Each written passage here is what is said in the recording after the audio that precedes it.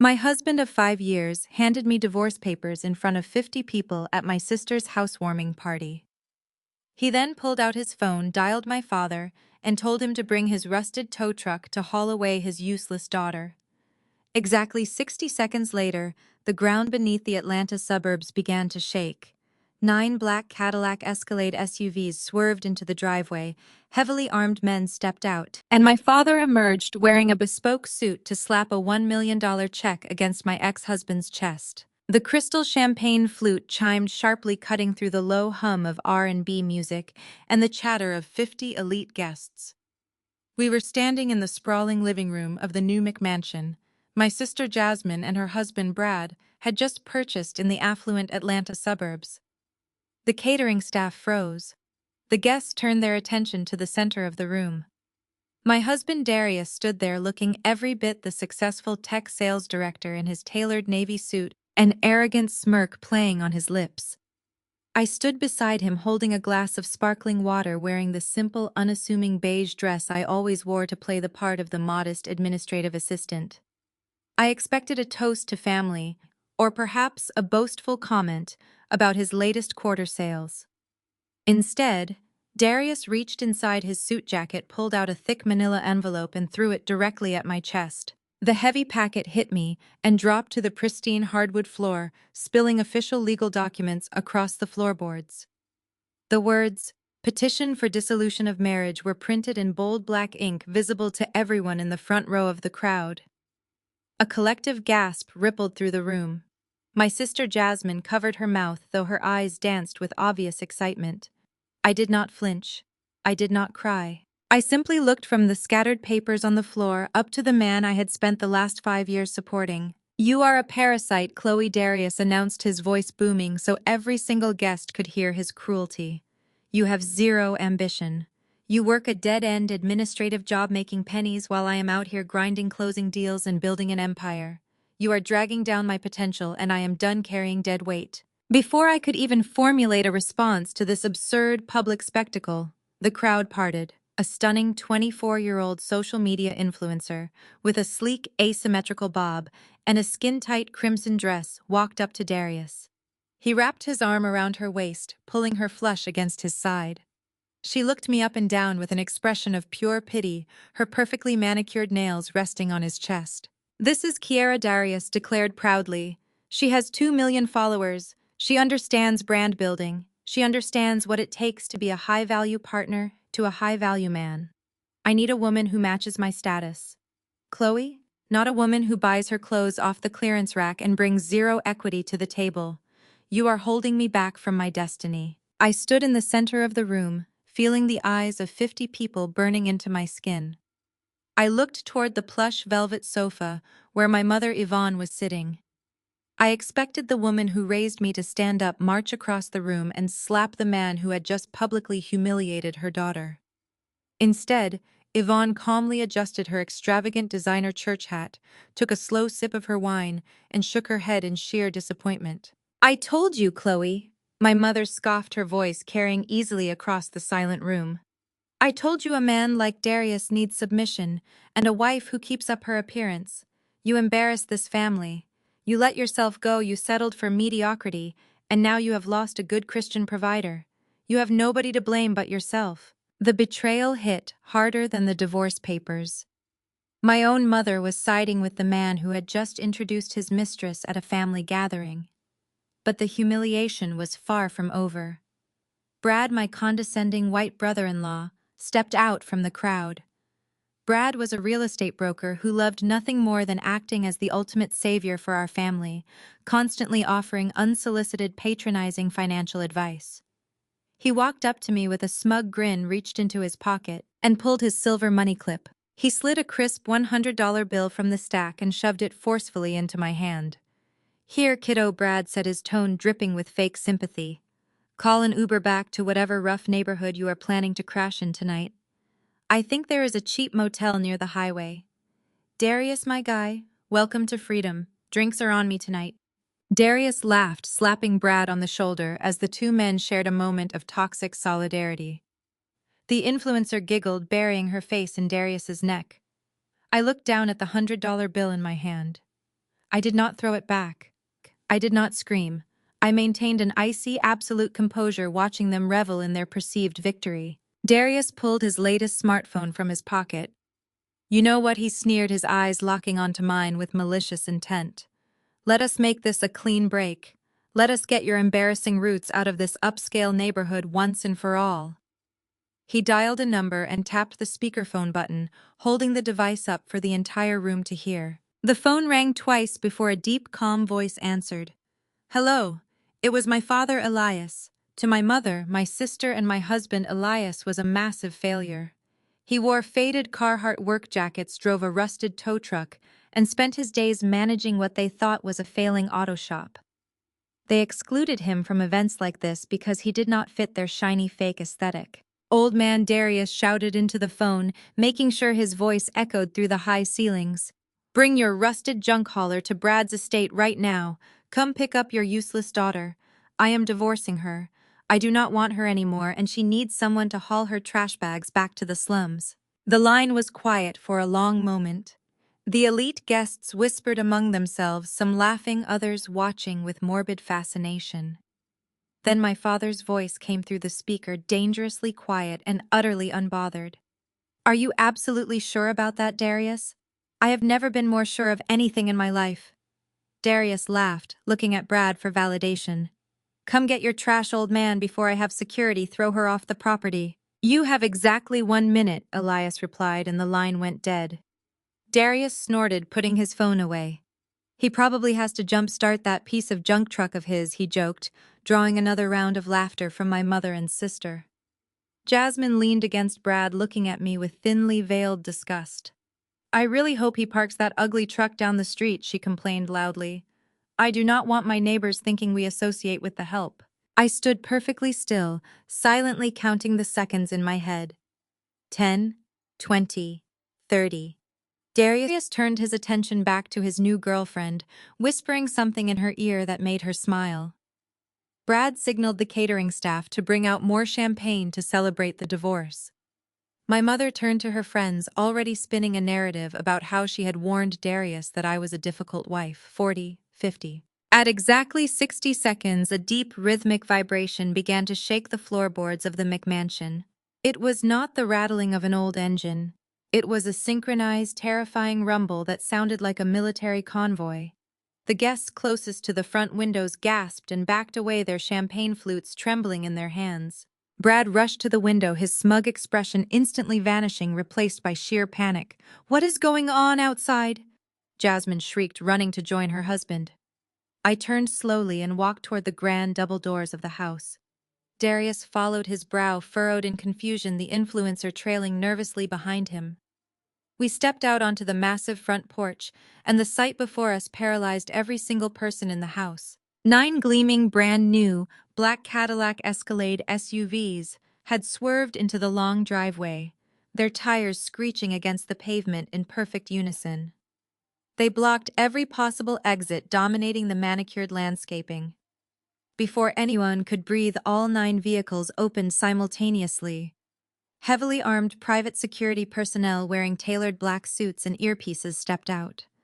They moved with terrifying precision, forming a solid, impenetrable barricade across the front lawn, their hands resting cautiously near their suit jackets. Darius took a step back, his mouth hanging open.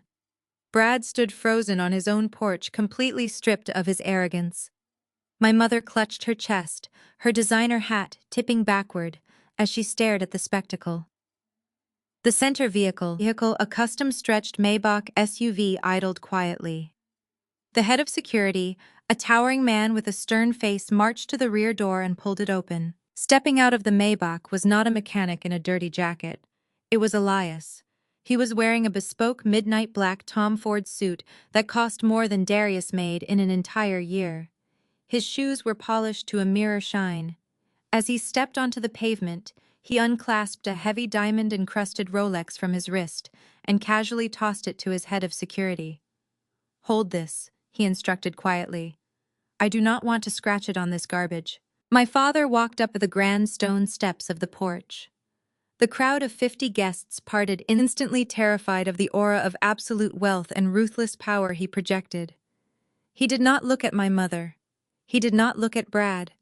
He walked straight up to Darius, who was now trembling visibly, his arrogant facade completely shattered. Elias reached into the breast pocket of his tailored suit and pulled out a sleek leather checkbook. He produced a previously prepared certified bank check. He slapped the heavy paper flat against Darius's chest with enough force to make the younger man stumble backward. Darius scrambled to catch the check before it fell, his eyes widening to the size of saucers as he read the numbers printed across it. $1 million.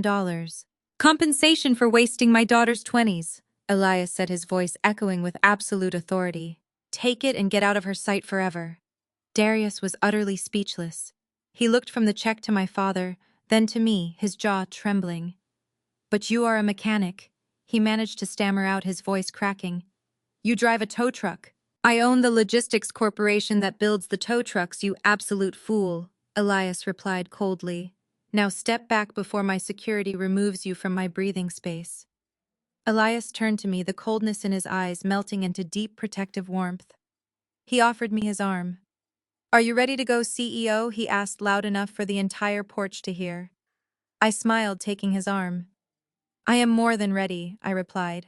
We turned our backs on the stunned crowd, walking past my mother, whose face was frozen in a mask of absolute horror, past Jasmine, who looked like she might faint, and past Brad, who was staring at the Maybach as if he had just seen a ghost. The private security team parted seamlessly to let us through, then closed ranks behind us, ensuring no one could follow. I stepped into the luxurious climate-controlled interior of the Maybach.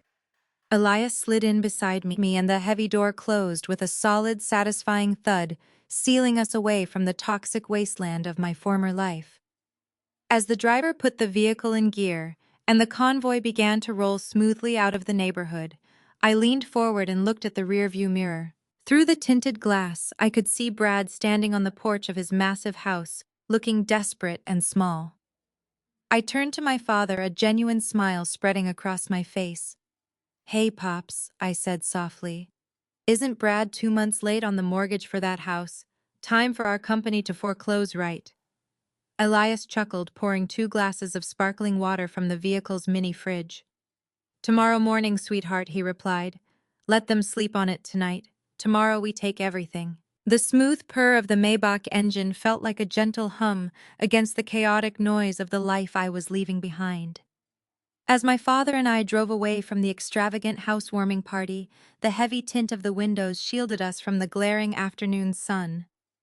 I leaned back into the plush leather seat and let out a long breath. For 5 years, I had played the role of the quiet, unassuming administrative assistant. I had worn beige dresses, kept my hair pulled back, and allowed my husband Terrence to believe he was the absolute center of my universe. I had let my mother Yvonne and my sister Brielle treat me like a charitable burden. I had endured the condescending financial advice from my white brother-in-law Brad. But the masquerade was officially over. Back at the sprawling suburban mansion, the shock of our departure did not trigger an awakening for my toxic family. Instead of recognizing the immense wealth and power my father had just displayed, their deeply ingrained arrogance kicked into overdrive. According to a mutual friend who stayed behind at the party, Terrence, Brad, and my mother gathered in the kitchen to reconstruct their shattered reality. Brad, nursing his bruised ego, was the first to speak. He confidently assured everyone that Elias must have drained his entire life savings to rent those Cadillac SUVs and hire actors to play security guards. Brad laughed and told Terrence that it was a classic poverty mindset, spending $1 million just to look rich for 5 minutes. Terrence eagerly swallowed the delusion. He convinced himself that the certified check my father had slapped against his chest was probably fraudulent, or at the very least every last dime my father possessed. My mother Yvonne nodded along, smoothing her expensive church hat, declaring that Elias always was a bitter, dramatic old man trying to ruin her new family image. They toasted with leftover champagne, completely blind to the financial avalanche that was already hurtling toward them. Terrence was furious that I had not begged for his mercy. In his narcissistic mind, my departure in a luxury vehicle was an unforgivable insult to his high-value status. He decided to punish me the only way he knew how, through petty financial control.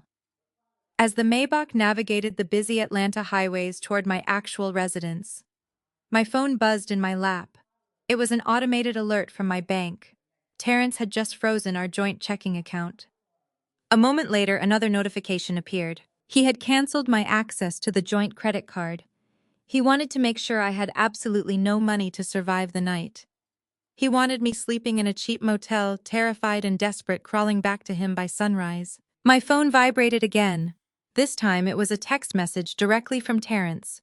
The message read that since I wanted to act like a big shot with my father, I had exactly 24 hours to get my trash out of our leased downtown apartment. He stated he had already spoken to the building manager and that my name was being removed from the lease. He ended the message by boasting that his new girlfriend, Kiera, would be moving her things in tomorrow afternoon, and if I was not gone by then, he would have my cheap clothes thrown into the dumpster. I stared at the glowing screen of my phone. I did not cry. I did not feel a single ounce of panic. Instead, a deep, resonant calm washed over me. I looked at my father, who was pouring a cup of tea from the console.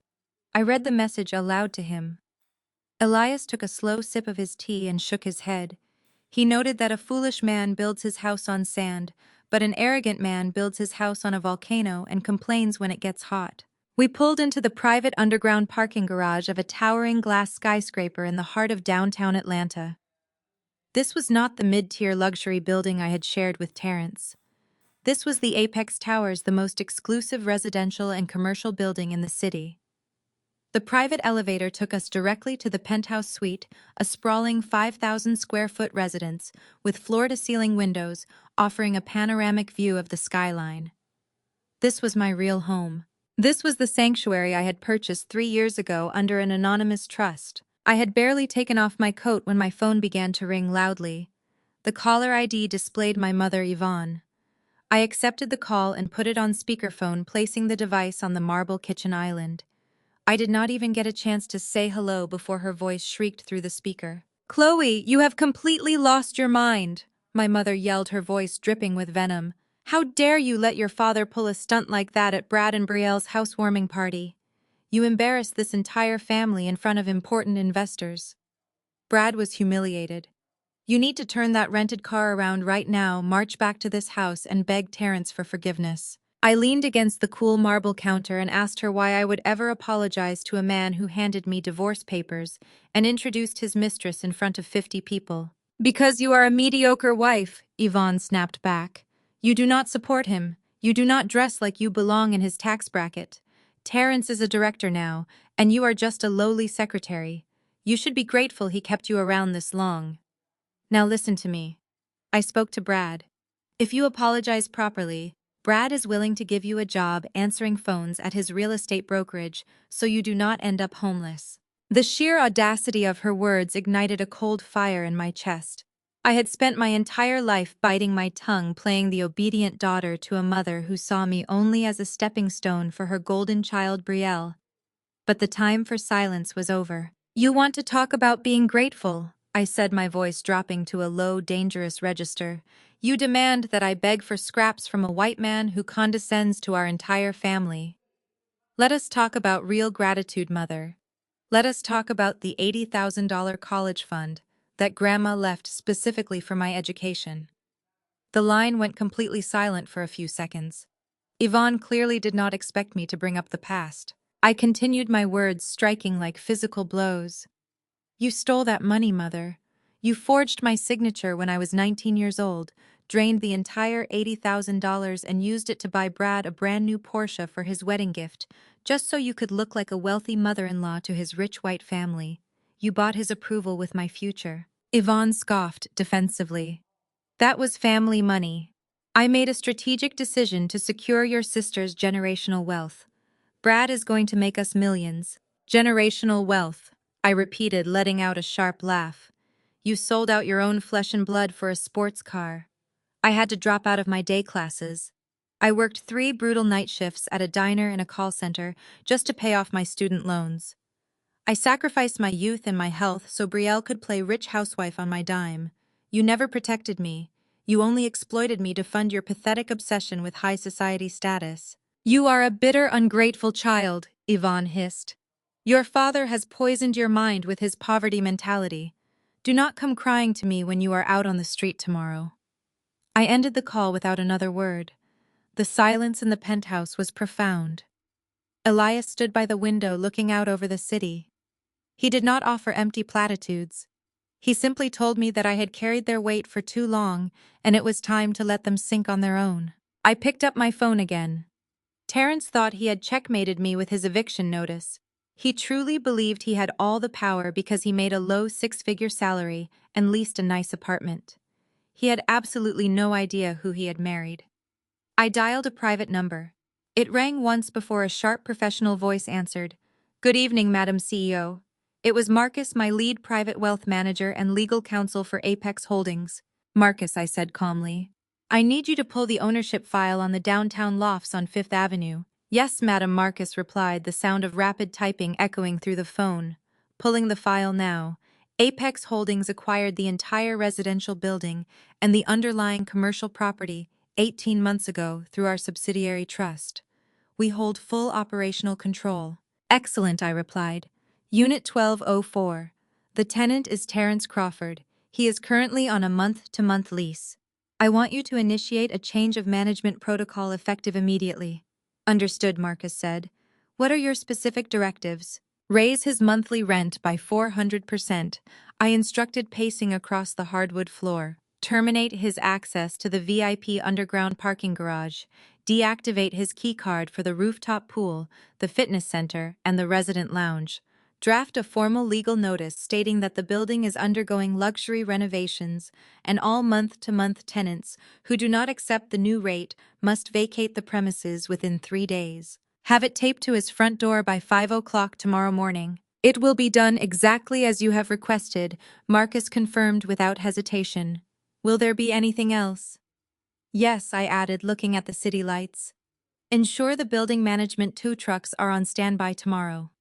If he parks in the VIP lot without authorization, impound his vehicle immediately. I ended the call and tossed the phone onto the sofa.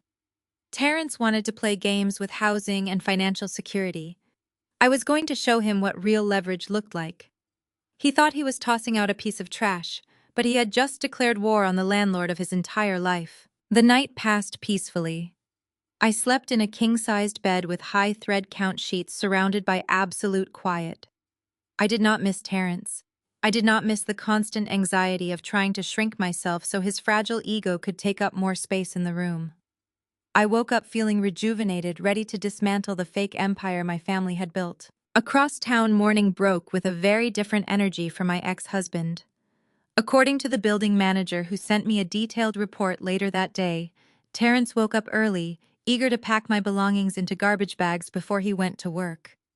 He opened his front door to grab his morning coffee delivery only, to find a thick, bright red legal envelope taped directly to his door at eye level. The building manager provided me with the security footage from the hallway. I watched it on my tablet while sipping a freshly brewed cappuccino. In the silent video, Terrence ripped the envelope off the door.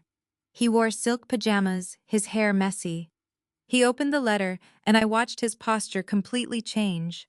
He leaned closer to the paper, reading the notice over and over again. His rent had jumped from $3,000 a month to $12,000 a month. The notice explicitly stated that his parking privileges were revoked and his luxury amenities were terminated due to building restructuring. In the footage, Terrence frantically pulled out his phone and dialed the leasing office. I could imagine the panic in his voice as he demanded to speak to the owner.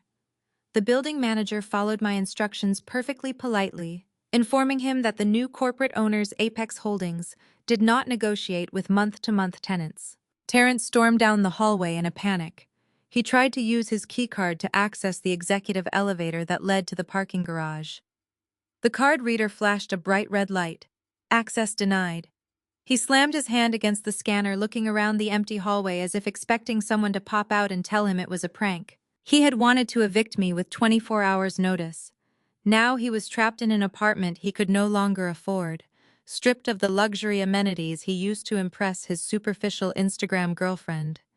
He was scrambling, desperate to figure out how to maintain his illusion of wealth. My phone vibrated on the marble counter. It was a text message from an unknown number, but the arrogant tone gave away the sender immediately. It was Brad. The message read that he heard about my little spat with my mother. He told me to stop being a stubborn fool and gave me an address demanding I meet him there to discuss my future. I smiled, setting down my coffee cup. Brad still thought he was the ultimate authority. He still thought he was dealing with a broke, desperate woman who needed his white savior charity to survive. He was about to walk blindly into a corporate slaughterhouse. The morning sunlight poured through the massive windows of my penthouse, illuminating the expensive artwork and custom furniture I had carefully curated. I walked over to the closet, bypassing the simple beige dresses I used to wear. I reached for a tailored emerald green designer suit. If I was going to face Brad today, I was going to do it looking like the corporate predator I truly was. Elias had already left early in the morning to oversee operations at his logistics headquarters. Before he departed, we had shared a quiet breakfast. He told me that patience was a weapon. He said that when you give arrogant people enough rope, they will always build their own gallows. My father had spent years letting my mother and her new favorite son-in-law disrespect him, knowing that eventually their greed would be their absolute undoing. I thought about Brad's text message. He was so confident in his superiority. He genuinely believed that because he wore expensive suits and used corporate buzzwords, he was the smartest person in any room. He preyed on my mother's desperation for elite status, convincing her that his skin color and his smooth-talking real estate pitches were the key to unlocking generational wealth for our family. He had completely blinded them to the reality of his massive debts and failing projects. I read Brad's text message one more time. He instructed me to meet him at a specific luxury coffee shop downtown.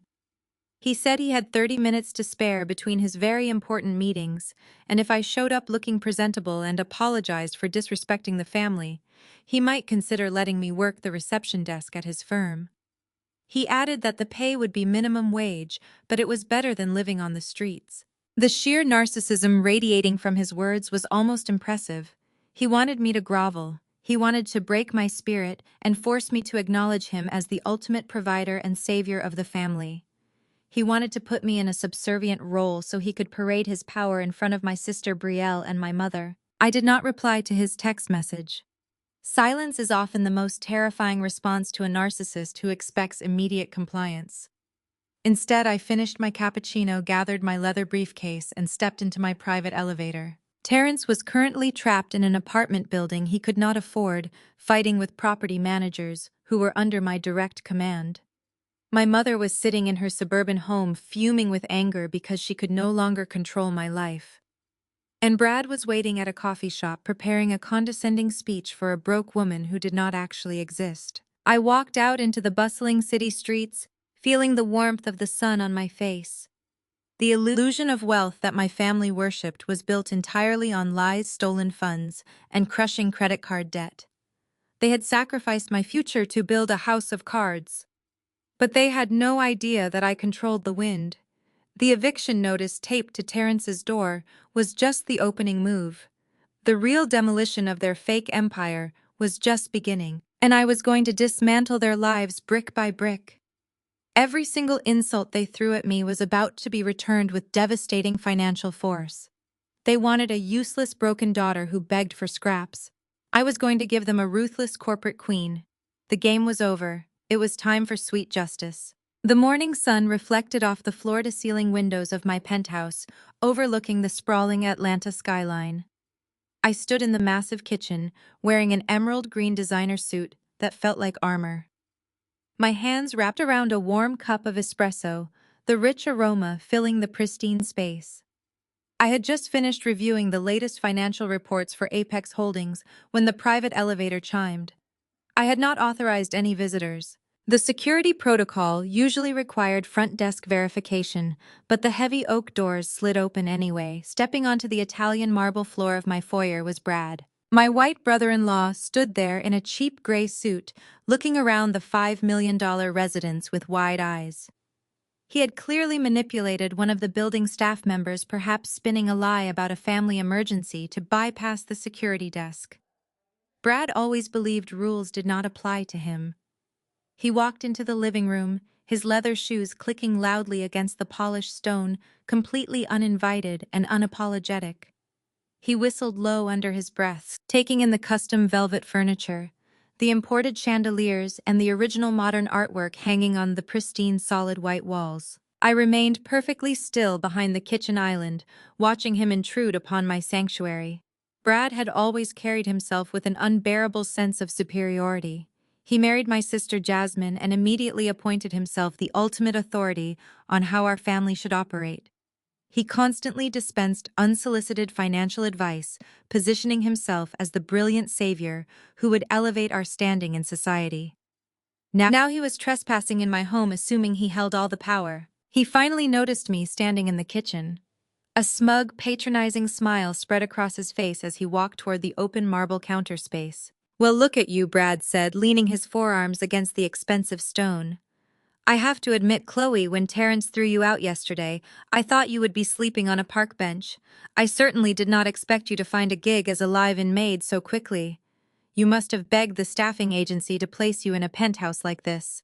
Tell me, do the actual owners know you are drinking their expensive coffee from their fine china, or do you always make yourself at home when you are supposed to be cleaning the baseboards?" The sheer ignorance of his assumption was almost comical. Brad looked at me dressed in a tailored emerald suit that cost more than his entire wardrobe, and his brain simply could not process the idea that I owned this property.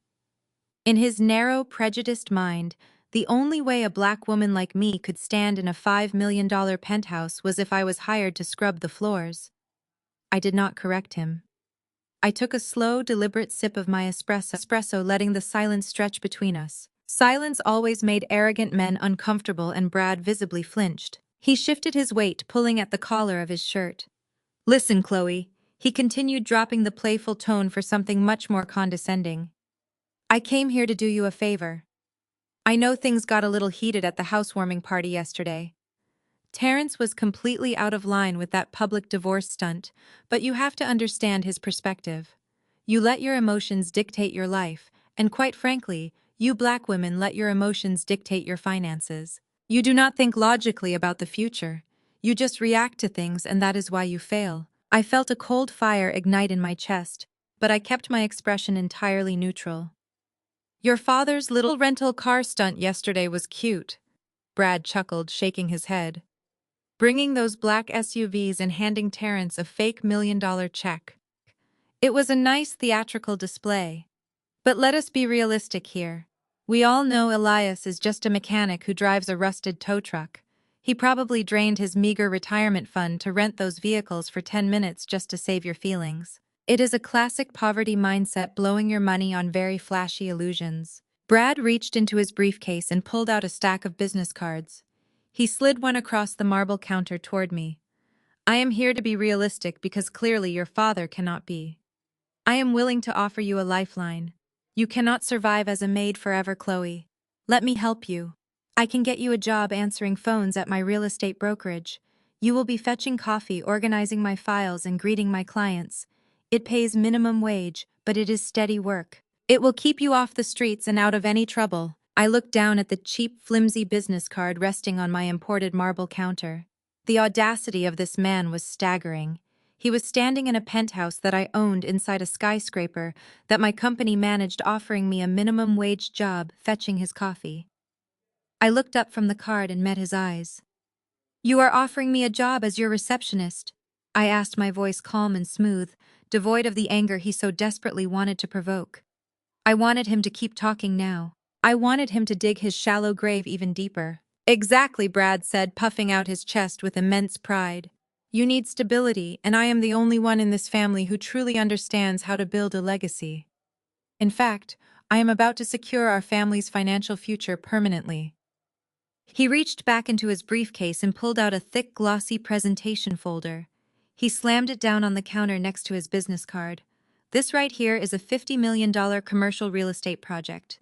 I have been developing this pitch for 6 entire months, and today is the day I finally closed the deal." I glanced at the folder.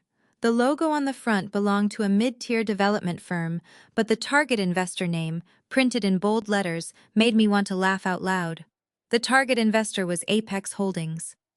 Brad leaned in close, tapping his finger against the folder. I have a 2 o'clock meeting today with the executive team at Apex Holdings. Do you know who they are, Chloe? Of course you do not. They are the biggest, most ruthless investment conglomerate in the entire city. They buy up city blocks for breakfast, and they want my project. He smiled, clearly intoxicated by his own perceived brilliance. When I sign this deal today, the commission alone will make me a multimillionaire. I am going to buy your mother that vacation home she always talks about. I am going to make sure your sister Jasmine never has to look at a price tag again. I am bringing real, tangible, generational wealth to this family. Something your father could never do with his greasy hands and his tow truck.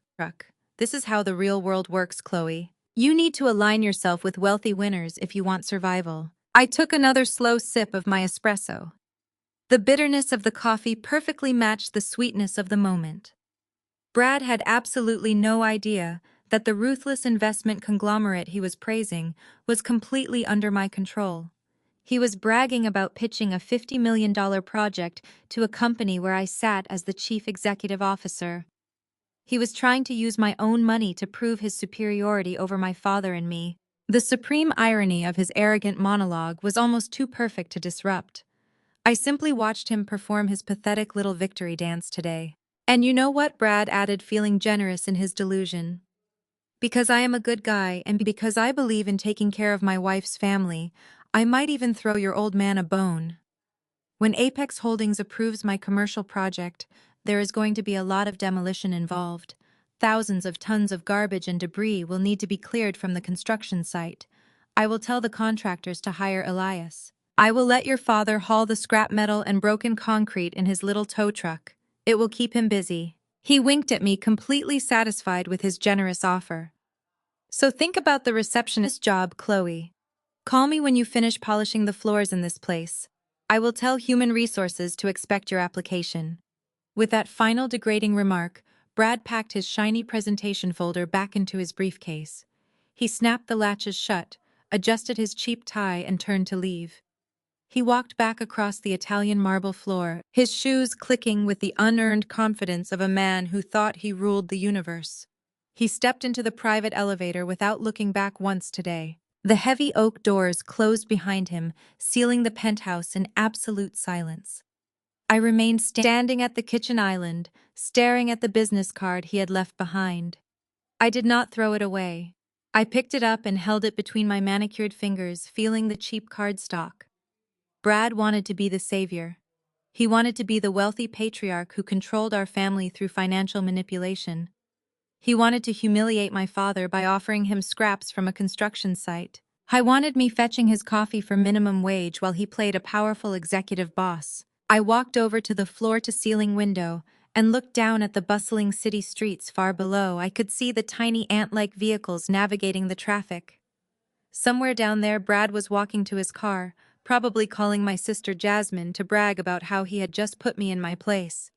He was probably rehearsing his big pitch, imagining the moment he would walk into the Apex Holdings boardroom and dazzle the executives with his brilliance. He was dreaming of millions. I was dreaming of absolute power, but his dreams were built on a trap. I turned away from the window and picked up my phone from the marble counter. I bypassed my personal contacts and opened the secure corporate directory. I dialed the direct line to my executive assistant at Apex Holdings headquarters. The phone rang exactly one time before a sharp, highly efficient voice answered. "Good morning, Madam CEO," Sarah said, her tone reflecting years of elite corporate training. "How can I assist you today?" I walked back to the kitchen island, my eyes fixed on the empty espresso cup. "Sarah," I said calmly, "check the visitor log for this afternoon daily schedule." "Yes, Madam," Sarah replied, the faint sound of a keyboard clacking coming through the speaker. "I am looking at the log now.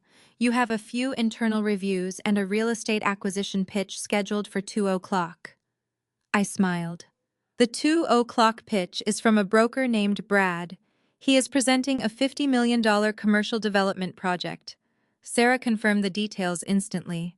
"That is correct, madam. He is pitching the Midtown Revitalization Initiative. The executive acquisition team is prepped and waiting for your final approval to proceed with the meeting. Shall I confirm the time?" No, I said, my voice dropping to a cool, lethal register. Do not confirm the time. I have a very specific set of instructions regarding Brad. I want you to listen carefully. I am at your command, Sarah replied without missing a beat. Brad will arrive at the headquarters expecting a grand reception, I explained. He thinks he is the most important person in the building. When he arrives for his 2 o'clock pitch, cancel it when he arrives. Make him sit in the lobby for 6 hours with no water, and then tell him the CEO went golfing. The heavy oak doors of the penthouse closed, leaving me in the quiet sanctuary of my own making. But my mind was already moving to the next battleground. In the American South, particularly, in our affluent Atlanta circles, power was not just measured in corporate boardrooms. It was measured in the pews of the church and the dining rooms of the elite. My mother, Yvonne, hosted a post-church dinner every single Sunday. It was not a gathering built on love or family connection. It was a carefully curated social exhibition where the wealthiest members of the congregation, including the head pastor and the church elders, gathered to exchange gossip and secure their social standing. It was the perfect stage for a smear campaign, and I knew Terrence would not miss the opportunity to control the narrative. I spent Sunday morning preparing myself. I bypassed the modest clothing I used to wear to blend into the background of my marriage. Instead, I selected a stunning tailored crimson dress that draped perfectly across my figure, pairing it with black designer stilettos that echoed with absolute authority. Elias had offered to send his security team with me, but I declined. I needed to walk into that house completely alone. I needed them to see me not as a broken woman hiding behind her father's wealth, but as a predator stepping confidently into their fragile little ecosystem. According to the updates I received from a sympathetic cousin who was already at the dinner, the character assassination had begun long before the main course was served. Terrence had the sheer audacity to show up at my mother's house for the Sunday dinner, and he did not come alone. He brought Kiara, the 24-year-old influencer mistress, dressed inappropriately for a post-church gathering, but draped in expensive jewelry that Terrence had likely purchased using his rapidly dwindling credit. He sat at the head of the table, flanked by the church elders playing the role of the wounded righteous husband. My cousin texted me a play-by-play of his performance. Terrence looked at the head pastor with fake tears in his eyes, claiming that I had suffered a severe mental breakdown. He spun a tragic, pathetic tale about how I was financially abusing him, draining his accounts, and refusing to submit to his spiritual leadership. He painted himself as the good Christian provider who had tried everything to save our marriage, only to be betrayed by a rebellious, unstable wife. He claimed the divorce was his last resort to protect his own peace and his high-value destiny. The most sickening part was not his lies, but the way my mother eagerly consumed them. Yvonne sat at the opposite end of the long dining table, nodding along with every toxic word that fell from his mouth. She praised Terrence for his patience, openly validating his decision to replace me with someone younger and more compliant. She then turned her venom toward my father. Yvonne loudly shamed Elias in front of the entire congregation leadership, claiming that his ridiculous rental car stunt at the housewarming party was proof of his inherent poverty mindset. She declared that Elias was enabling my supposed rebellion because he was jealous of the successful modern men in the family like Terrence and Brad. Speaking of Brad, my white brother-in-law was basking in his own manufactured glory. Brielle, my sister, made sure to steer every conversation toward his supposed business acumen. She bragged to the pastor and the elders that Brad was on the verge of closing a $50 million commercial real estate deal with a massive investment conglomerate called Apex Holdings. Brielle proclaimed that this deal would secure their elite status forever, elevating the family to a level of wealth that Elias could never even comprehend. Brad sat there with a smug, self-satisfied grin, occasionally chiming in to offer the elders unsolicited financial advice, completely unaware that his grand 2 o'clock pitch the previous day had ended with him sitting in an empty lobby for 6 hours with no water, only to be told that the CEO had gone golfing. They were all feasting on my perceived demise. They were lifting each other up on a pedestal of lies, building their social capital on the ruins of my marriage and my father's reputation. They felt completely secure in their delusion. I parked my car a block away from my mother's grand suburban home. I walked the rest of the way, feeling the crisp autumn air against my face. The driveway was packed with luxury vehicles belonging to the church leadership. I could hear the sound of laughter and clinking silverware drifting through the open dining room windows. They were having a wonderful time dissecting my character. I walked up the front steps, ignoring the doorbell. The front door was unlocked for the guests, so I simply turned the handle and pushed it open. The heavy wooden door swung wide, hitting the interior wall with a loud, definitive thud that instantly silenced the entire house. The laughter died in their throats. The clinking of silverware stopped completely.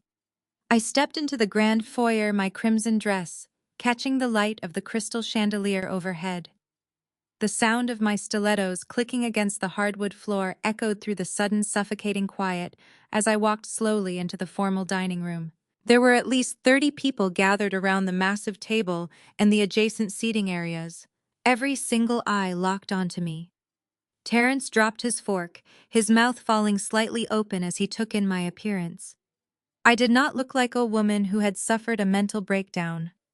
I did not look like a broke, discarded wife crying in a cheap motel. I looked like a billionaire stepping into a room full of peasants. Kiera, the mistress, instinctively shrank back in her chair, suddenly looking very small and very cheap in her inappropriate outfit. Brad stopped chewing his food, his smug grin completely wiped from his face. Brielle stared at my designer dress, her eyes narrowing with instant bitter jealousy. My mother was the first to break the silence. Yvonne stood up so fast her chair scraped harshly against the floor.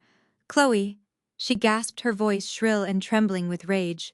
"What are you doing here? You were not invited." I walked casually toward the head of the table, letting my eyes sweep over the church elders and the pastor, before finally landing on Terrence.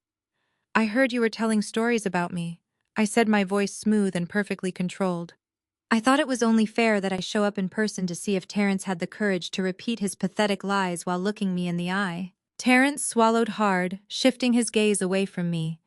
He tried to puff out his chest to regain his authority, but his posture was rigid with fear. "Chloe, you need to leave," he muttered, trying to sound commanding but failing miserably. "You are disrespecting this gathering. You are disrespecting your mother." Yvonne marched around the table, her face flushed dark red with embarrassment. "How dare you walk into my house looking like that and cause a scene in front of our church family?" she hissed, pointing a manicured finger toward the front door. "Terrence is a respected guest in this home. You have brought nothing but shame to our legacy. I want you out of my dining room right now before you ruin Brad's celebration." I did not move a single inch. I looked at Yvonne with absolute pity. "You care so much about your legacy, mother," I replied softly. "You sit here and feed these people lies about my father and me, just to protect a man who brought his mistress to your Sunday dinner.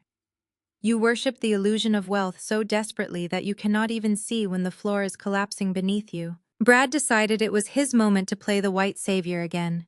He stood up, adjusting his cheap tie, trying to look like the voice of reason. "Listen, Chloe," he said patronizingly. "We know you are going through a tough time, but acting crazy in front of the pastor is not going to get your apartment back. Why do you not just wait outside, and I will come talk to you about that receptionist job when we are done eating?" I slowly turned my gaze to Brad. I smiled, a genuine, terrifying smile that made him take a half step backward. "How was your meeting yesterday at Apex Holdings, Brad?" I asked pleasantly. "Did they offer you some water while you waited in the lobby for 6 hours?" Brad's face went entirely pale. The arrogant mask shattered into a million pieces as confusion and panic flooded his eyes. He opened his mouth to speak, but no words came out. He had not told anyone in the family that his $50 million pitch had been humiliatingly canceled. Brielle looked at her husband, her brow furrowed in confusion, demanding to know what I was talking about. Before Brad could attempt to spin another lie, a booming, joyful voice interrupted the tension. "Sister Chloe, the head pastor of our megachurch, a deeply respected man named Pastor Williams, suddenly pushed his way through the crowd of elders. He had been sitting near the back of the room, but the moment he realized who I was referring to, his entire demeanor changed. He walked right past my mother, completely ignoring her demands for me to leave, and rushed over to where I was standing. Pastor Williams grabbed my right hand with both of his, shaking it vigorously, his face radiating absolute awe and gratitude. "Sister Chloe," he said loudly, making sure his voice carried to every single corner of the dining room. "I cannot believe you are here. I have been trying to reach the corporate office all weekend to express our profound gratitude." My mother stopped dead in her tracks, looking at the pastor as if he had grown a second head. "Pastor Williams," Yvonne stammered, her voice shaking with confusion. "What are you doing? She is disrupting our dinner." The pastor turned to Yvonne, looking at her with total bewilderment. "Disrupting," he echoed, almost offended by her choice of words. "Yvonne, do you have any idea what your daughter has done for this congregation? Do you have any idea who she represents?" Terrence stood up from his chair, his eyes darting frantically between me and the pastor. Brad gripped the edge of the dining table, his knuckles turning white as a horrifying realization began to dawn on him. Pastor Williams turned back to the crowd, his voice echoing with the cadence of a Sunday sermon. "The entire congregation leadership needs to know the miracle that occurred this past Friday," he announced joyfully. "As you all know, our church has been struggling under the crushing weight of a $2 million commercial mortgage. We were facing severe financial penalties. We were praying for deliverance." The room was dead silent. Even the ice in the water glasses seemed to stop clinking. On Friday afternoon, the pastor continued, tears welling in his eyes. "A corporate entity known as Apex Holdings wired $2 million directly to our lenders. They paid off the entire mortgage of our church building in full. We own our sanctuary free and clear. And the paperwork, the official documentation that saved our spiritual home, was signed personally by their chief executive officer." The pastor turned back to me, looking at me with immense reverence. He placed his hand over his heart. "It was signed by you, Sister Chloe. You are the CEO of Apex Holdings. You are our anonymous benefactor." The silence that fell over the dining room was not just quiet. It was a suffocating absolute vacuum of sound. The air was sucked out of the room. The 50 elite guests, the church elders, my mother, my sister, my ex-husband, and his mistress all stood completely paralyzed. Yvonne dropped her wine glass. It hit the thick Persian rug with a dull thud, spilling dark red liquid across the expensive fabric, but she did not even look down. Her eyes were fixed on me wide with a mixture of terror, shock, and earth-shattering realization. The daughter she had just spent an hour publicly destroying, the daughter she had mocked for being a poor administrative assistant, was the anonymous billionaire CEO who had just bought her entire church. Brielle let out a small, strangled gasp. She looked at Brad, whose face had turned the color of ash. The $50 million real estate deal that Brad had been bragging about all afternoon. The deal that was supposed to secure their generational wealth was entirely dependent on Apex Holdings. Terrence slowly sank back into his chair, his legs giving out beneath him. The reality of what he had done was crashing down on him like a physical weight. He had not just thrown away a supportive wife. He had thrown away a woman who commanded an empire. The rented Cadillac SUVs, the $1 million check from my father, the eviction notice from his luxury apartment building. The puzzle pieces violently snapped together in his narrow mind. I gently withdrew my hand from the pastor's grasp and offered him a polite, graceful nod. "It was my pleasure, Pastor Williams," I said smoothly. "My father Elias and I believe in supporting our community. We just prefer to do it quietly, unlike some people who need to announce their fake wealth to feel important." I let my gaze slowly sweep across the room, watching my family drown in their own humiliation. I looked at Terrence, who was staring at the floor, unable to meet my eyes. I looked at Kiera, who was suddenly edging away from Terrence, realizing the man she thought was a high-value prize was actually a broke, unemployed loser who had just lost everything. The devastation was absolute. I did not need to scream or shout. My mere existence as the CEO of Apex Holdings was a nuclear bomb dropped into the center of their superficial lives. I turned on my heel, the crimson fabric of my dress flowing elegantly behind me, and began to walk back toward the grand foyer. No one tried to stop me. No one dared to speak. As I reached the doorway, the dead silence was broken by a frantic, desperate whisper. It was Brad. He grabbed Terrence's shoulder, his fingers digging into the fabric of his suit jacket. His voice was hoarse, completely stripped of its usual white savior arrogance, echoing perfectly in the quiet room. Wait, Brad whispered, his eyes wide with raw panic as he stared at my retreating figure. She works for Apex. She is the CEO. Terrence, you absolute idiot. We need to use her to get my deal approved, or I am going to completely lose the house today. We have to formulate a plan right now before she destroys both of our lives completely. The silence I left behind in the church dining room did not last long. Arrogance has a funny way of repairing itself when faced with absolute destruction. According to the desperate text messages my cousin sent me later that evening, Brad and Terrence had retreated to the church parking lot to perform mental gymnastics. Brad simply could not fathom that a black woman he had talked down to for 5 years was the chief executive officer of the largest investment firm in Atlanta. He convinced Terrence that my title was just a corporate stunt. Brad theorized that Apex Holdings had simply placed me in a figurehead diversity role to secure tax breaks and public goodwill. He rationalized that Elias must have called in some massive favors with the real owners to get the church mortgage paid off just to scare them. Terrence, being entirely dependent on Brad's validation, eagerly swallowed the lie. They convinced themselves that I was nothing more than a glorified assistant with a fancy title on paper, and that the real power players at Apex Holdings were still hidden in the shadows, waiting to hear Brad's $50 million pitch. This delusion birthed a new toxic strategy. The annual Apex Holdings Charity Gala was scheduled for the following Saturday night. It was the most exclusive high society event in the city, where millions of dollars were raised for local housing initiatives. Brad managed to secure 2 low-tier tickets through a desperate real estate connection. He convinced Terrence that they needed to crash the event wearing rented tuxedos to corner the actual executives of my company. They genuinely believed they could bypass me entirely, charm the board of directors, and secure Brad's massive commercial deal while simultaneously destroying my career. My mother Yvonne and my sister Brielle were entirely complicit in this delusion.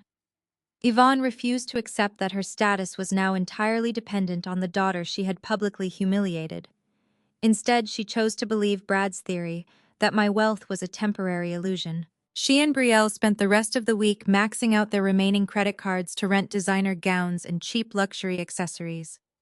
They wanted to show up at the gala, looking like old money royalty, completely unaware that they were walking straight into a corporate fortress where I controlled every single aspect of the environment. Saturday evening arrived with a crisp breeze that swept across the sprawling estate where the gala was being held. The venue was a historic botanical garden that my company had exclusively reserved for the night. Crystal lanterns hung from the ancient oak trees, casting a warm golden glow over the manicured lawns. A string quartet played softly in the background, while the city's most elite politicians, investors, and business moguls mingled under the stars. I arrived early to oversee the final preparations. I was not wearing my usual modest attire. I wore a breathtaking backless silk gown, the color of midnight blue tailored perfectly to my frame. A delicate diamond necklace rested against my collarbone, catching the ambient light with every step I took. I stood near the entrance of the grand pavilion, speaking quietly with the catering director and the head of event management. I was going over the final details of the charity auction, ensuring that the proceeds would be correctly routed to our partner organizations. I held a clipboard pointing to a few logistical adjustments, while the staff nodded respectfully. From across the pavilion, I did not see them immediately, but I certainly felt the shift in the atmosphere. Terrence, Brad, Yvonne, Brielle, and Kiera, the influencer mistress, had somehow managed to get past the outer security perimeter. They walked into the elegant garden looking incredibly out of place despite their rented formal wear. Terrence was sweating in a tuxedo that was a size too small around the shoulders. Brad strutted forward with his usual unearned confidence, scanning the crowd for anyone he perceived to be a high-level executive. Kiera teetered on extremely high heels, pulling at the hem of a deeply inappropriate sequined dress. Yvonne and Brielle trailed behind them, clutching their fake designer handbags, looking around with wide, greedy eyes. It did not take long for them to spot me. I was still standing near the catering station, handing the clipboard back to the event manager. In their narrow, prejudiced minds, the sight of me holding a clipboard and giving instructions to the catering staff confirmed all of their pathetic delusions. They looked at each other with triumphant smiles. Brad nudged Terrence, pointing in my direction.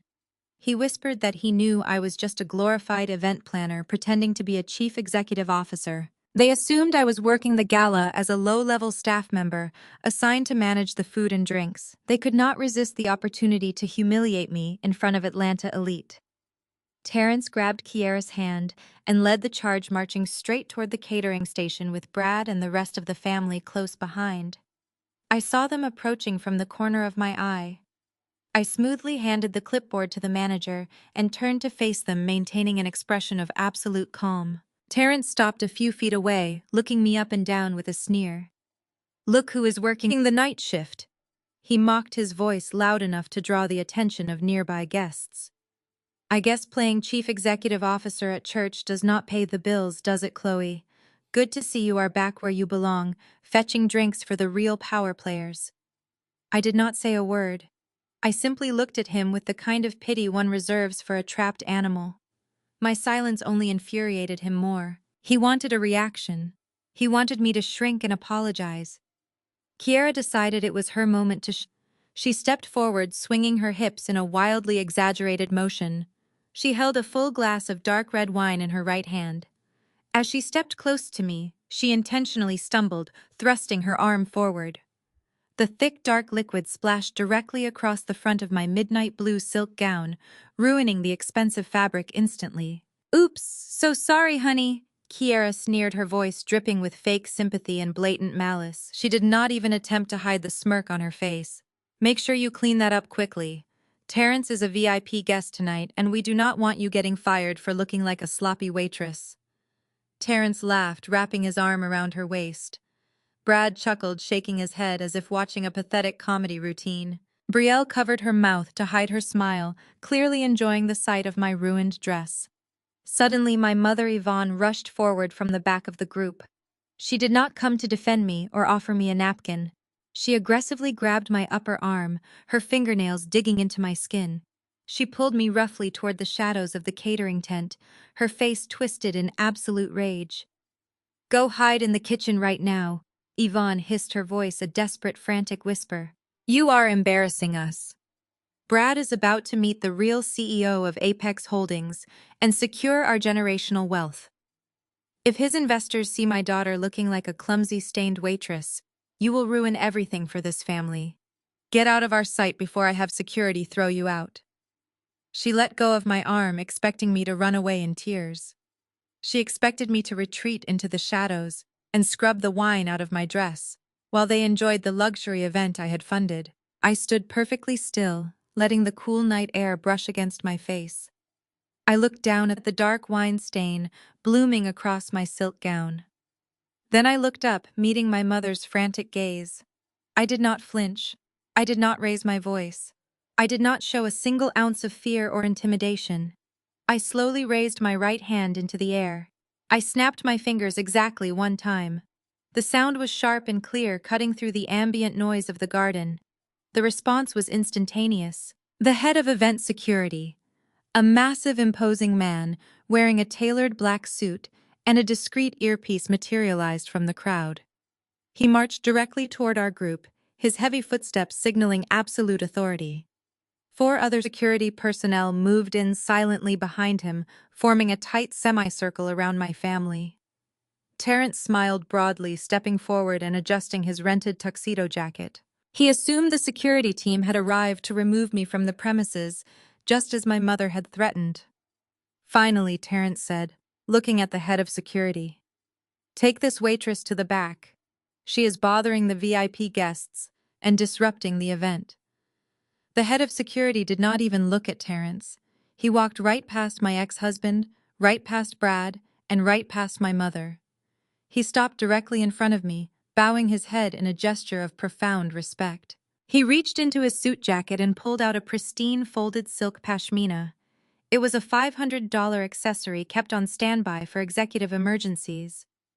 With careful, respectful movements, the head of security draped the luxurious silk pashmina over my shoulders, completely covering the wine stain on my dress.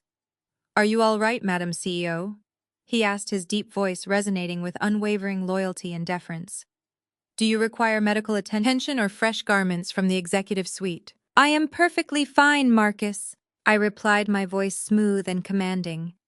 But it appears we have a slight contamination issue in Sector 4. Terrence's smile vanished instantly. Brad's jaw dropped, his eyes darting frantically between me, the security team, and the surrounding guests, who were now watching the scene with intense interest. Yvonne stumbled backward, bumping into Brielle, her hands flying to her mouth in absolute horror. Kiera, the mistress, dropped her empty wineglass onto the grass, trembling as she realized the massive mistake she had just made. The head of event security turned slowly to face Terrence and Brad. His expression was cold, hard, and entirely devoid of mercy. He stepped forward, towering over the two men who suddenly looked very small in their cheap rented suits. Gentlemen, your presence is no longer required. The head of security stated, his voice ringing with the finality of a judge delivering a sentence. Hand over your VIP badges immediately. Brad began to hyperventilate, his chest heaving as he realized the magnitude of his error. He tried to stammer out an excuse, claiming there was a misunderstanding and that he was an important real estate broker with a scheduled pitch. The security chief simply extended his massive hand, waiting for the credentials. Terrence fumbled with the lanyard around his neck, his hands shaking violently as he handed over the plastic badge. Yvonne tried to speak, reaching out toward me with a trembling hand, but a security officer immediately stepped in her path, blocking her access. You cannot do this, Yvonne cried out, her voice cracking with desperation. We are your family, Chloe. We are supposed to be celebrating together. I adjusted the silk pashmina around my shoulders, feeling the soft luxury of the fabric against my skin. I looked at my mother, seeing the raw panic in her eyes. I had spent my entire life trying to earn a place at her table, trying to prove that I was worthy of her love and respect. She had chosen superficial status over her own daughter every single time. You chose your family, mother, I replied, my voice carrying across the quiet garden. And you chose your legacy. Now you get to live with the consequences of your investment. Marcus, please escort these unauthorized individuals off my property. Ensure they do not return and shut the gates. The heavy iron gates of the botanical garden closed with a loud, definitive clang, leaving my family standing on the dark pavement of the street outside. Marcus and his security team stood like silent sentinels behind the wrought iron bars, ensuring that the toxic disruption was completely removed from my charity gala. I turned my back on the gate and walked calmly back into the golden light of the pavilion, leaving them to face the cold reality of the night. But reality was a concept my family had always struggled to grasp. According to the frantic text messages my cousin sent me later that evening, the humiliation of being publicly ejected from an elite high society event did not serve as a wake-up call for Terrence or Brad. Instead of accepting that I was the chief executive officer of Apex Holdings, they doubled down on their aggressive delusions. They stood on the sidewalk for nearly an hour, refusing to call a rideshare service because they were too embarrassed to admit defeat. They argued loudly among themselves, pointing fingers and placing blame on everyone except their own arrogance. Brad was the loudest of them all. Standing on the curb in his cheap rented tuxedo, Brad began to pace back and forth, spinning a wild narrative to protect his fragile ego. He convinced my mother and Terrence that my display of power was nothing more than a desperate illusion. Brad insisted that I had simply slept with the head of security to get them kicked out. He theorized that the silk pashmina and the deferential treatment were just favors I had begged for to make myself look important in front of them. He told Terrence that Apex Holdings would never allow a black woman with no background in commercial real estate to run a multi-billion-dollar investment conglomerate. Brad assured them all that the real executives were still waiting to hear his massive $50 million pitch the following morning. Terrence, whose entire sense of self-worth was tied to Brad's validation, swallowed the lie completely. He needed to believe I was still beneath him. His mistress Kiera had already called an Uber and left him standing on the sidewalk, furious that he was not the wealthy power player he had pretended to be. Terrence was desperate to prove to everyone that he was a heavyweight investor who belonged in those elite circles. He convinced himself that if he could just get in on Brad's massive commercial project, he would instantly become a multimillionaire and prove that divorcing me was the best decision of his life. The two men stood under a flickering streetlight and formulated a plan built entirely on reckless greed. Brad told Terrence that the only way to guarantee a meeting with the real executives at Apex Holdings was to show up with a massive good faith deposit to prove they were serious players.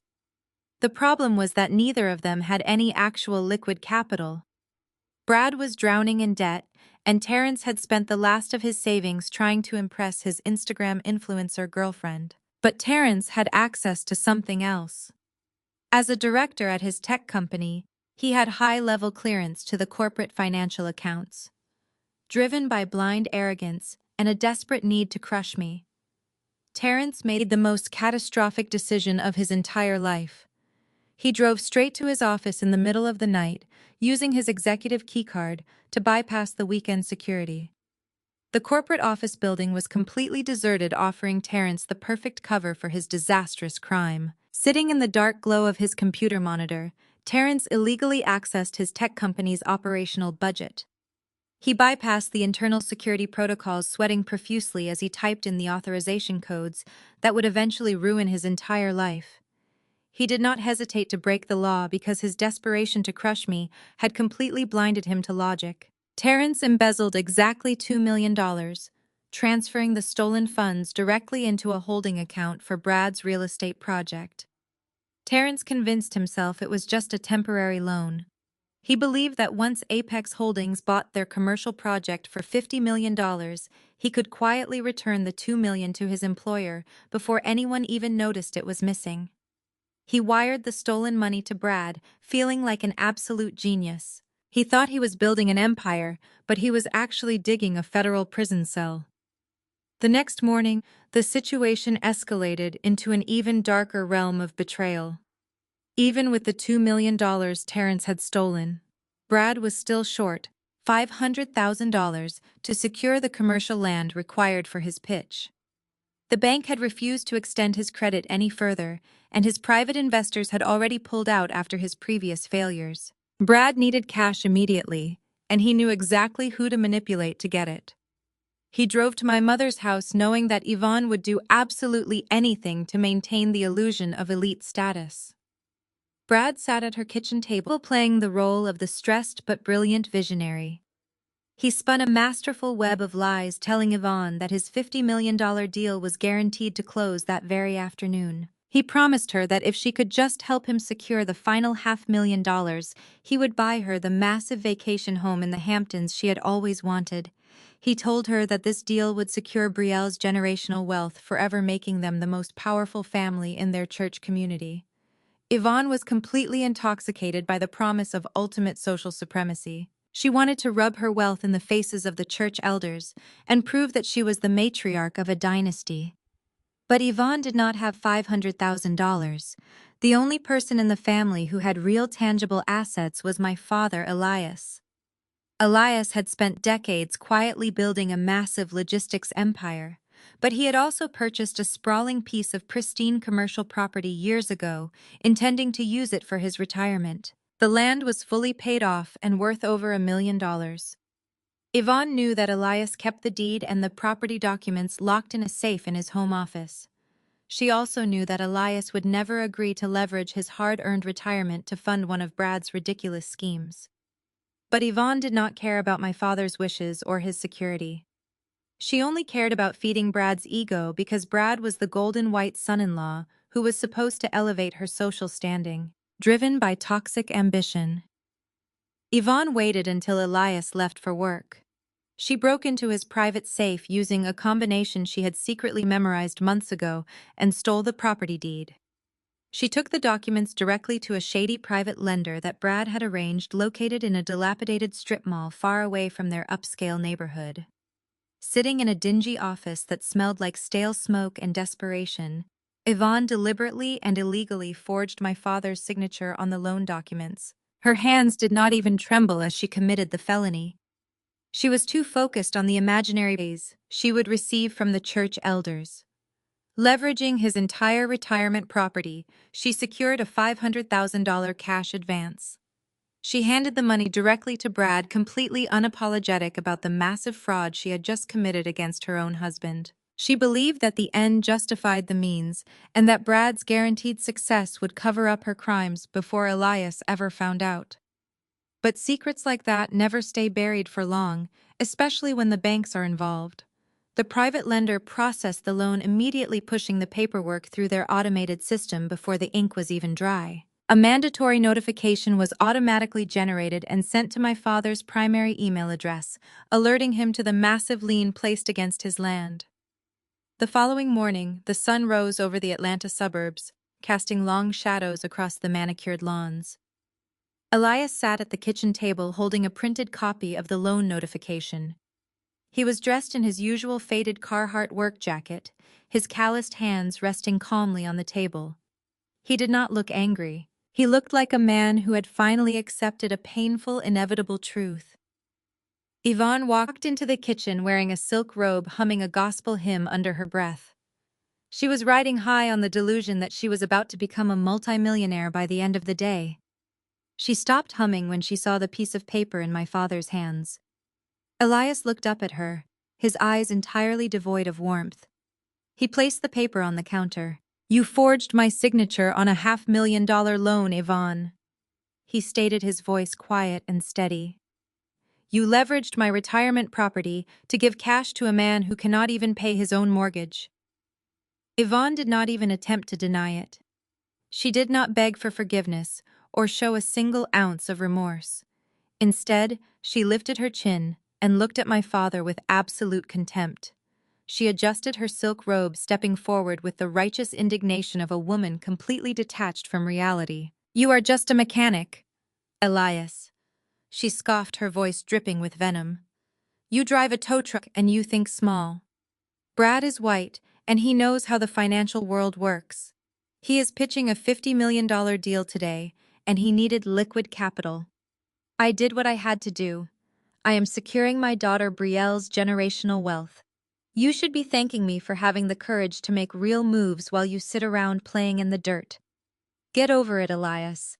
When the deal closes today, Brad will pay off the loan, and we will all be rich." Elias listened to her arrogant speech without interrupting. He had spent 30 years married to this woman, enduring her constant belittling and her obsessive need for high society validation. He had watched her tear me down to build Brielle up. He had watched her worship a condescending son-in-law while treating her own husband like a peasant. Elias did not yell. He did not argue. He simply stood up from the kitchen table. He walked down the hallway to their master bedroom and pulled a single black duffel bag from the top shelf of the closet. He calmly opened the drawers and packed a few days' worth of clothes, leaving behind the expensive suits and the luxury watches he rarely wore. He packed his work boots, his simple shirts, and a small leather pouch containing his personal documents. Yvonne followed him down the hallway, her arms crossed over her chest, rolling her eyes at his actions. "You are being dramatic, Elias," she mocked, leaning against the doorframe. "Where are you going to go? You are going to walk out on your family just because I made a smart financial investment.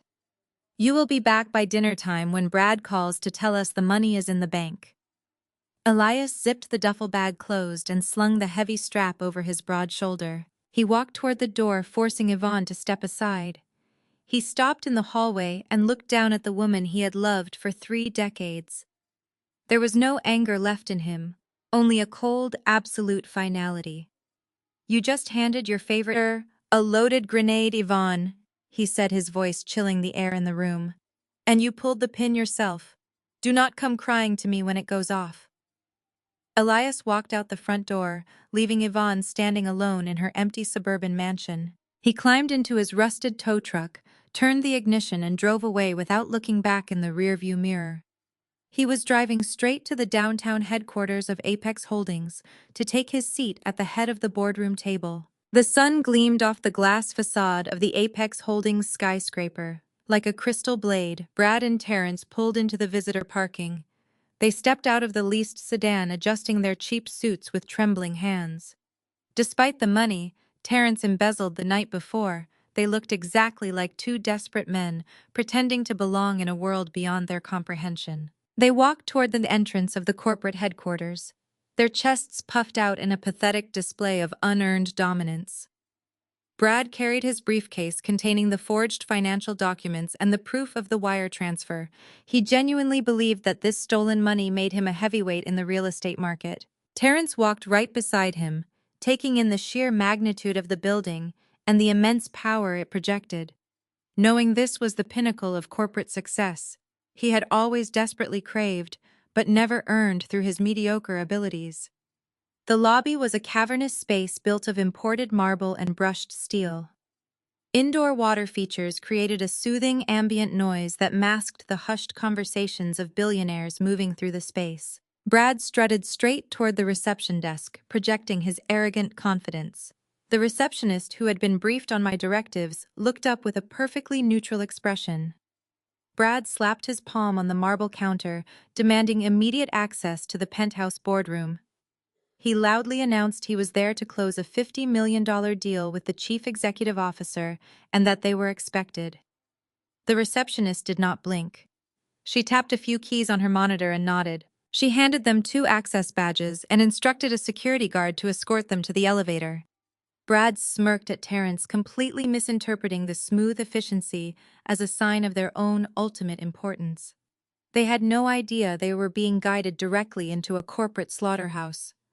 The elevator ascended rapidly. The digital display tracked their ascent to the 60th floor where the penthouse suite was located. When the steel doors slid open, Brad and Terrence stepped out into a realm of wealth that paralyzed their senses. The reception area was silent, empty, and intimidating. The guard directed them down a long corridor lined with contemporary artwork and motion sensor lighting. At the end of the hallway stood massive double doors made of solid dark oak. The guard pushed the doors open and stepped aside, allowing the 2 men to enter the primary boardroom.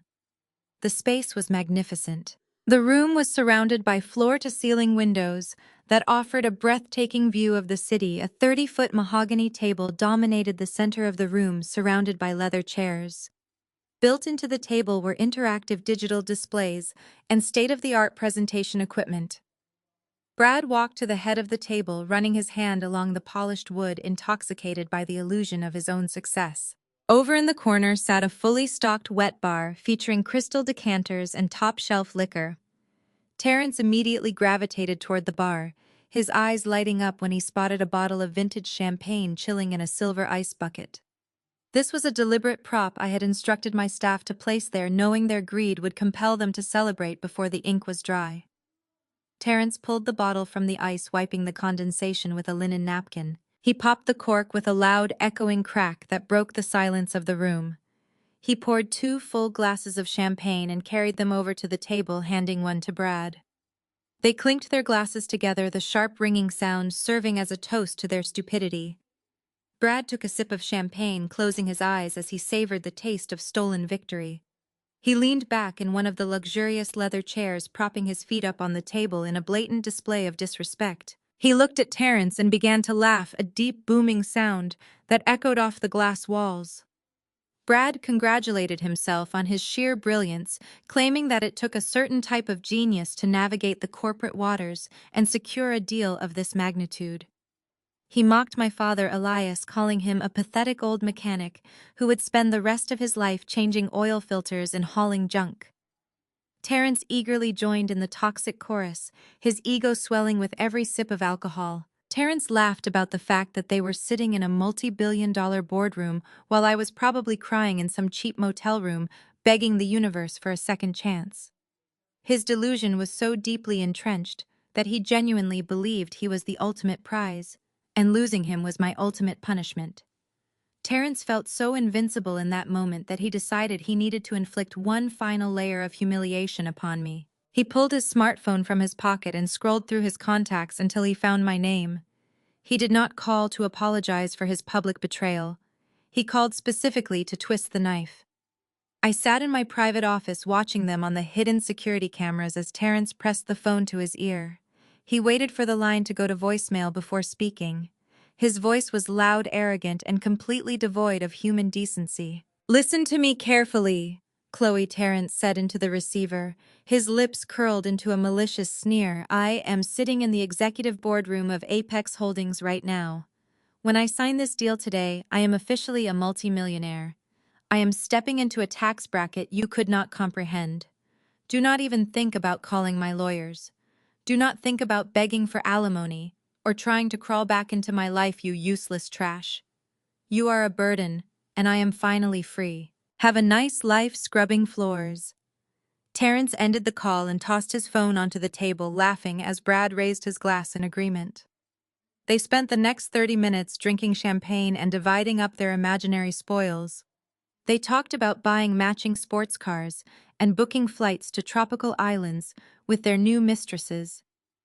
They were flying incredibly high on the wings of their own deceit, completely ignorant of the fact that the wax was already melting. As the minutes ticked by, the atmosphere in the boardroom slowly began to shift.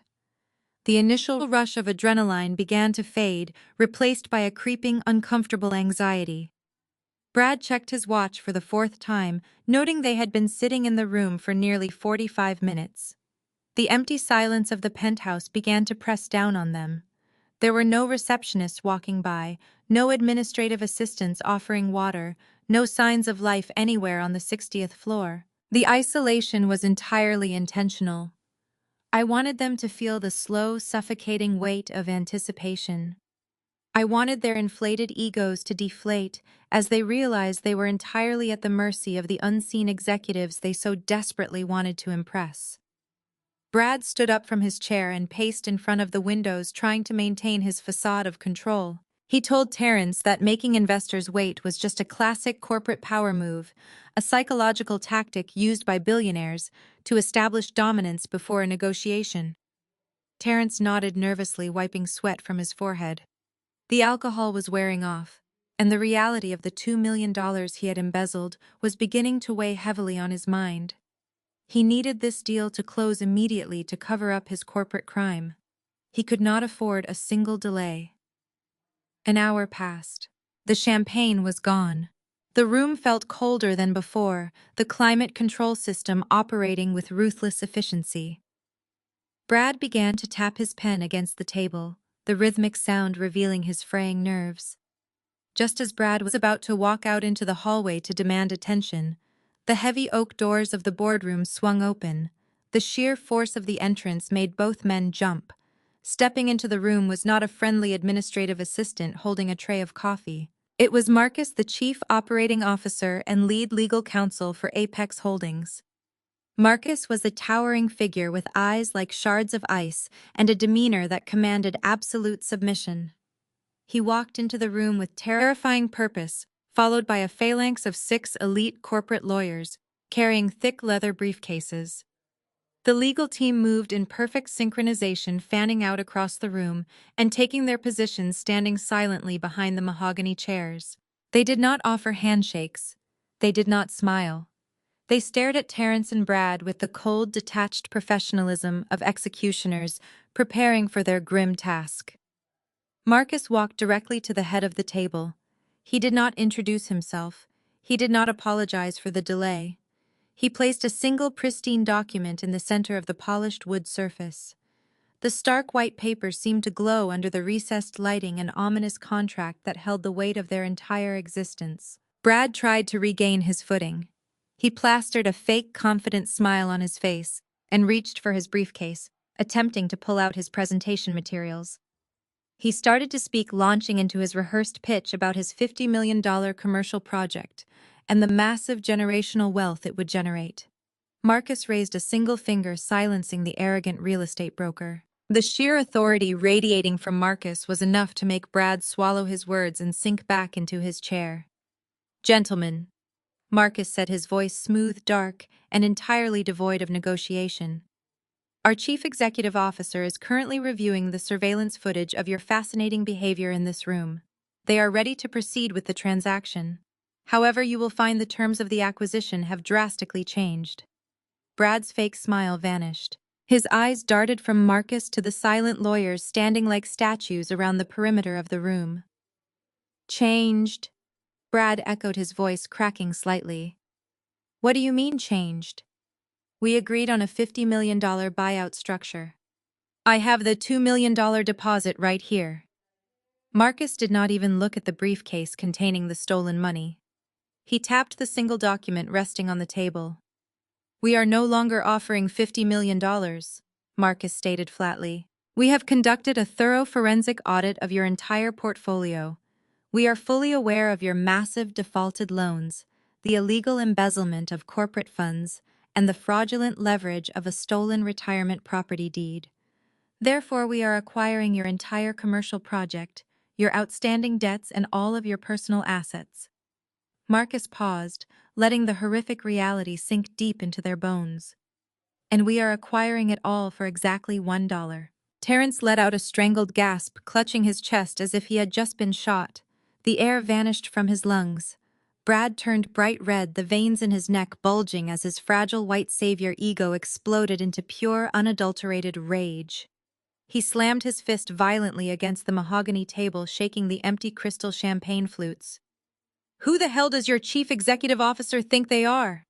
Brad screamed, his voice echoing off the glass walls. You think you can steal my project and bankrupt my family for $1? Bring him out here right now. I demand to speak to the man in charge. The heavy oak doors at the far end of the room swung open silently. The distinct, terrifying sound of expensive high heels clicking rhythmically against the pristine hardwood floor resonated through the incredibly tense atmosphere, creating a haunting, unforgettable echo that demanded absolute silence. A perfectly calm, familiar voice echoed from the doorway, sending a wave of terror crashing through their veins. You rang, Brad? I asked softly, stepping into the light. The heavy oak doors of the executive boardroom clicked shut behind me, sealing the four of us inside a pristine glass cage of my own design. I walked into the room wearing an immaculate, razor-sharp emerald green power suit that commanded absolute authority with every step I took. My heels clicked rhythmically against the polished hardwood floor, matching the erratic racing of Terrence's heart.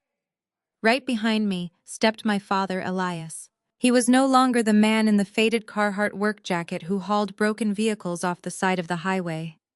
He projected the terrifying, undeniable aura of a ruthless corporate titan. He wore a custom-tailored midnight black Tom Ford suit that fit his broad shoulders perfectly. His presence alone seemed to suck all the remaining oxygen out of the massive room. Elias walked straight to the head of the 30-foot mahogany table and took his seat in the chair, designated for the chairman of the board. I walked to the seat directly to his right, resting my hands on the leather back before gracefully sitting down in the chair designated for the chief executive officer. The sheer magnitude of the reality unfolding before them paralyzed Brad and Terrence completely. Terrence stood frozen by the wet bar, his fingers suddenly going completely numb. The expensive crystal champagne flute slipped from his grasp, falling in slow motion until it struck the marble floor. The glass shattered into dozens of jagged pieces, sending expensive champagne splashing across his polished leather shoes. He did not even look down. His eyes were locked on me, bulging with a mixture of absolute terror and earth-shattering confusion. He opened his mouth, trying to formulate a sentence, trying to find some logical explanation that would somehow make me a low-level assistant who had just wandered into the wrong room. But there was no explanation. I was sitting in the seat of absolute power, and the plaque on the table in front of me clearly displayed my name as the Chief Executive Officer of Apex Holdings. Brad's face turned a sickly shade of ash gray. The fragile delusion he had desperately clung to since the charity gala that I was just a diversity hire or a puppet CEO shattered completely. He wasn't staring at a figurehead. He was staring at the absolute architect of his ruin. The horrifying realization hit him that the mysterious executives he had planned to charm did not exist. I was the one who had purposefully orchestrated the buyout of his $50 million project and acquired all his massive debts for a single dollar. He realized with crushing certainty that I truly held his entire financial existence in the palm of my manicured hand. Terrence took a trembling step forward, his shoes crunching over the broken glass. Chloe, he whispered, his voice cracking horribly. What is this? What are you doing here? Why are you sitting in that chair? Where is the real chief executive officer? I leaned forward, resting my elbows on the polished wood. I interlaced my fingers and looked at him with an expression of absolute sub-zero detachment. I am the real Chief Executive Officer, Terrence. I stated, my voice perfectly calm and devoid of any emotion. My father, Elias, is the chairman of the board. Welcome to Apex Holdings. I hope you enjoyed the champagne, because it is the last taste of luxury you will ever experience for the rest of your natural life. Terrence shook his head violently, refusing to accept the nightmare he had just woken up in. No, he stammered, taking another shaky step forward. No, this is impossible. You are an administrative assistant. You buy your clothes on clearance. You do not know anything about corporate finance. This is a trick. Elias must have paid someone off to set up this fake meeting just to scare us. Elias let out a low, dark chuckle that sent a shiver down Terrence's spine. You really are as stupid as you look, boy, my father said, leaning back in his leather chair. You spent 5 years sleeping next to a billionaire, and you were too obsessed with your own pathetic ego to ever ask her a single intelligent question about her day. I reached out and pulled a thick, heavy black folder toward me. The cover was stamped with the Apex Holdings Forensic Accounting seal. I opened the folder slowly, letting the silence stretch and torture them. I pulled out a stack of documents and slid them across the long mahogany table. The papers glided smoothly, stopping right at the edge where Terrence was standing. Look at those documents, Terrence, I instructed, pointing to the stack. Look at them very carefully. Terrence picked up the papers with violently shaking hands. His eyes scanned the top page, and I watched the exact moment his soul left his body. His breath hitched in his throat, and a sickening pale green color washed over his face. You thought you were a heavyweight investor? I continued, my voice slicing through the room like a scalpel. You thought you were so much smarter than everyone else. Brad convinced you that if you just showed up with a massive good faith deposit, we would magically hand you a $50 million contract. But you did not actually invest in a commercial real estate deal, Terrence. I stood up from my chair, walking slowly down the side of the table toward him. You wired $2 million of stolen funds directly into a trap account, completely controlled by Apex Holdings. You bypassed your tech company's internal security protocols and committed felony embezzlement in the middle of the night just to prove to an Instagram influencer that you were a high-value man. Terrence dropped the papers onto the table, his chest heaving as he gasped for air. Chloe, please, he begged, tears welling in his eyes. It was just a temporary loan. I was going to put the money back as soon as Brad's deal closed today. No one was supposed to know. I can fix this. You just have to give the money back to me right now so I can wire it back to my office before Monday morning. I stopped walking, standing just a few feet away from the man who had publicly humiliated me. Just 48 hours prior. Give the money back to your office, I repeated, pretending to consider his request. That might be a little difficult, Terrence. You see, there is no deal closing today. Brad's commercial project is completely worthless garbage that we are acquiring for exactly $1 just to liquidate the assets. And as for your office, you really should read the corporate news once in a while, instead of just scrolling through social media. Terrence looked at me, his eyes wide with absolute panic. What do you mean, he choked out. Apex Holdings quietly bought out your tech firm last Wednesday, I stated, watching his world collapse. We are the new parent company, which means you did not steal $2 million from some faceless corporation. You stole $2 million directly from my personal subsidiary accounts. You stole from me, Terrence. Terrence's legs gave out. He collapsed onto his knees, hitting the hardwood floor with a heavy thud right in the middle of the spilled champagne and broken glass. He did not even seem to feel the sharp shards piercing through his suit pants. You are not getting a promotion. I continued, standing over him like an executioner. You are not becoming a multimillionaire. You are officially fired effective immediately for gross misconduct and theft. Our legal team contacted the Federal Bureau of Investigation 30 minutes ago. They are currently waiting for you in the lobby downstairs with a warrant for your arrest.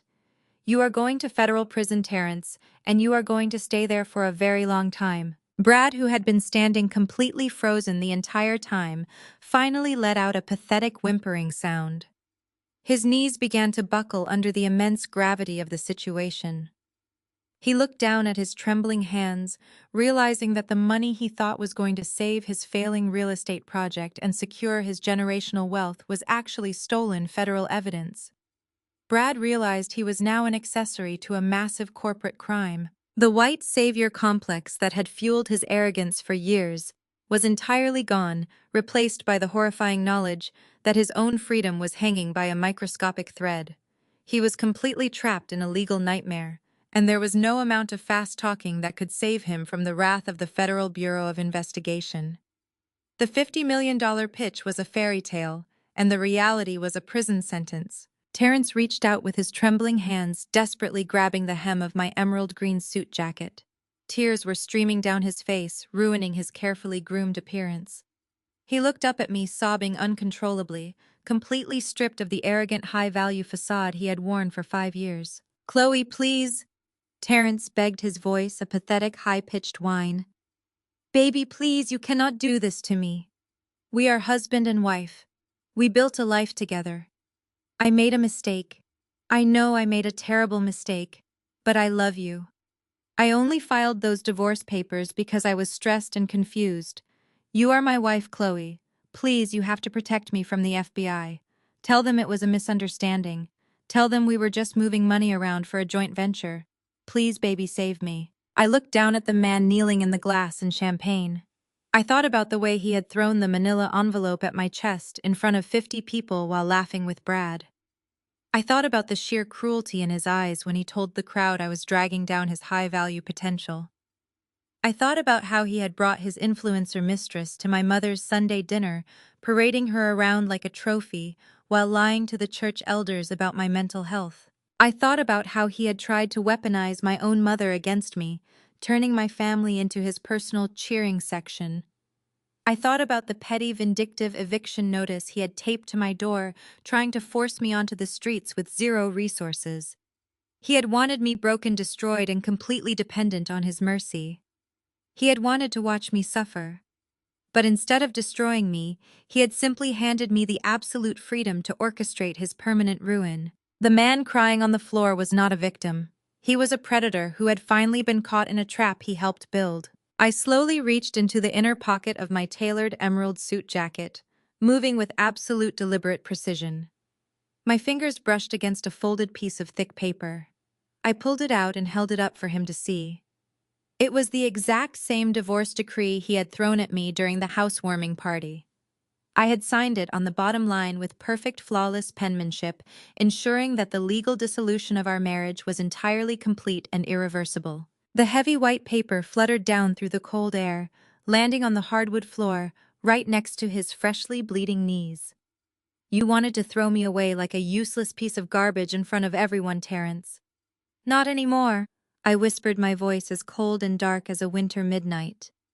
"Come pick up your trash, Terrence, before my security throws you out of my building permanently." The sound of the heavy white paper hitting the floor sent a violent shudder through Brad's entire body. He watched Terrence sobbing uncontrollably in a puddle of spilled champagne, completely stripped of his arrogant tech director persona.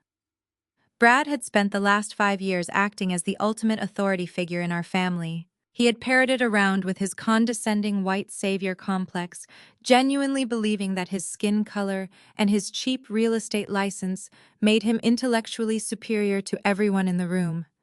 He had constantly offered unsolicited financial advice to my father, treating Elias like a simple-minded laborer who needed guidance from a civilized professional. Now Brad was suffocating under the crushing weight of reality. He was trapped in an executive boardroom surrounded by elite corporate lawyers, realizing that the simple-minded laborer sitting at the head of the mahogany table was actually a multi-millionaire industrialist who held the power to destroy him with a single whisper. Elias slowly turned his head to look directly at Brad. The temperature in the room seemed to plummet another 10 degrees. My father did not yell. He did not raise his voice or show a single ounce of aggressive emotion. The calmness radiating from him was utterly terrifying. He reached into the inner pocket of his bespoke black suit and pulled out a single sheet of paper. He placed it flat on the table right next to the forensic accounting file that had just ended Terrence's entire career. Elias slid the paper smoothly across the polished wood. It glided to a stop directly in front of Brad. "You like giving financial advice to black men?"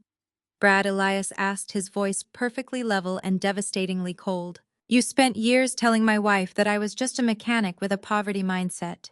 You convinced Yvonne that she needed to trust your brilliant investment strategies to secure generational wealth for my family. So here is a free financial lesson for you right now, courtesy of the man you thought was hauling garbage." Brad stared down at the document on the table. His hands began to shake so violently that he had to grip the edge of the wood just to keep from collapsing. It was a copy of the loan agreement Yvonne had signed at the shady private lender. It clearly showed my father's forged signature leveraging his pristine commercial retirement property for $500,000 in cash. Elias watched the horror wash over Brad's face. "You manipulated a foolish, greedy woman into committing federal fraud because you were too broke to fund your own fake empire," Elias continued. "You took stolen cash to try and look like a heavyweight investor. But you are not an investor, Brad. You are a pathetic parasite pretending to be a king. That $50 million commercial project you just pitched to my legal team, it is completely dead. I bought the commercial land out from under you yesterday afternoon.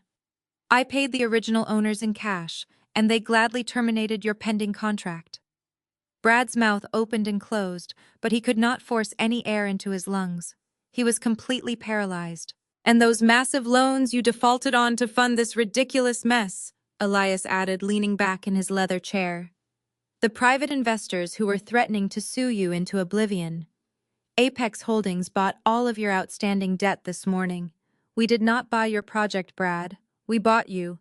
You owe us every single penny and you have absolutely no way to pay it back." Brad looked like he was going to vomit. The perfectly constructed illusion of his wealth had been completely dismantled in less than 3 minutes.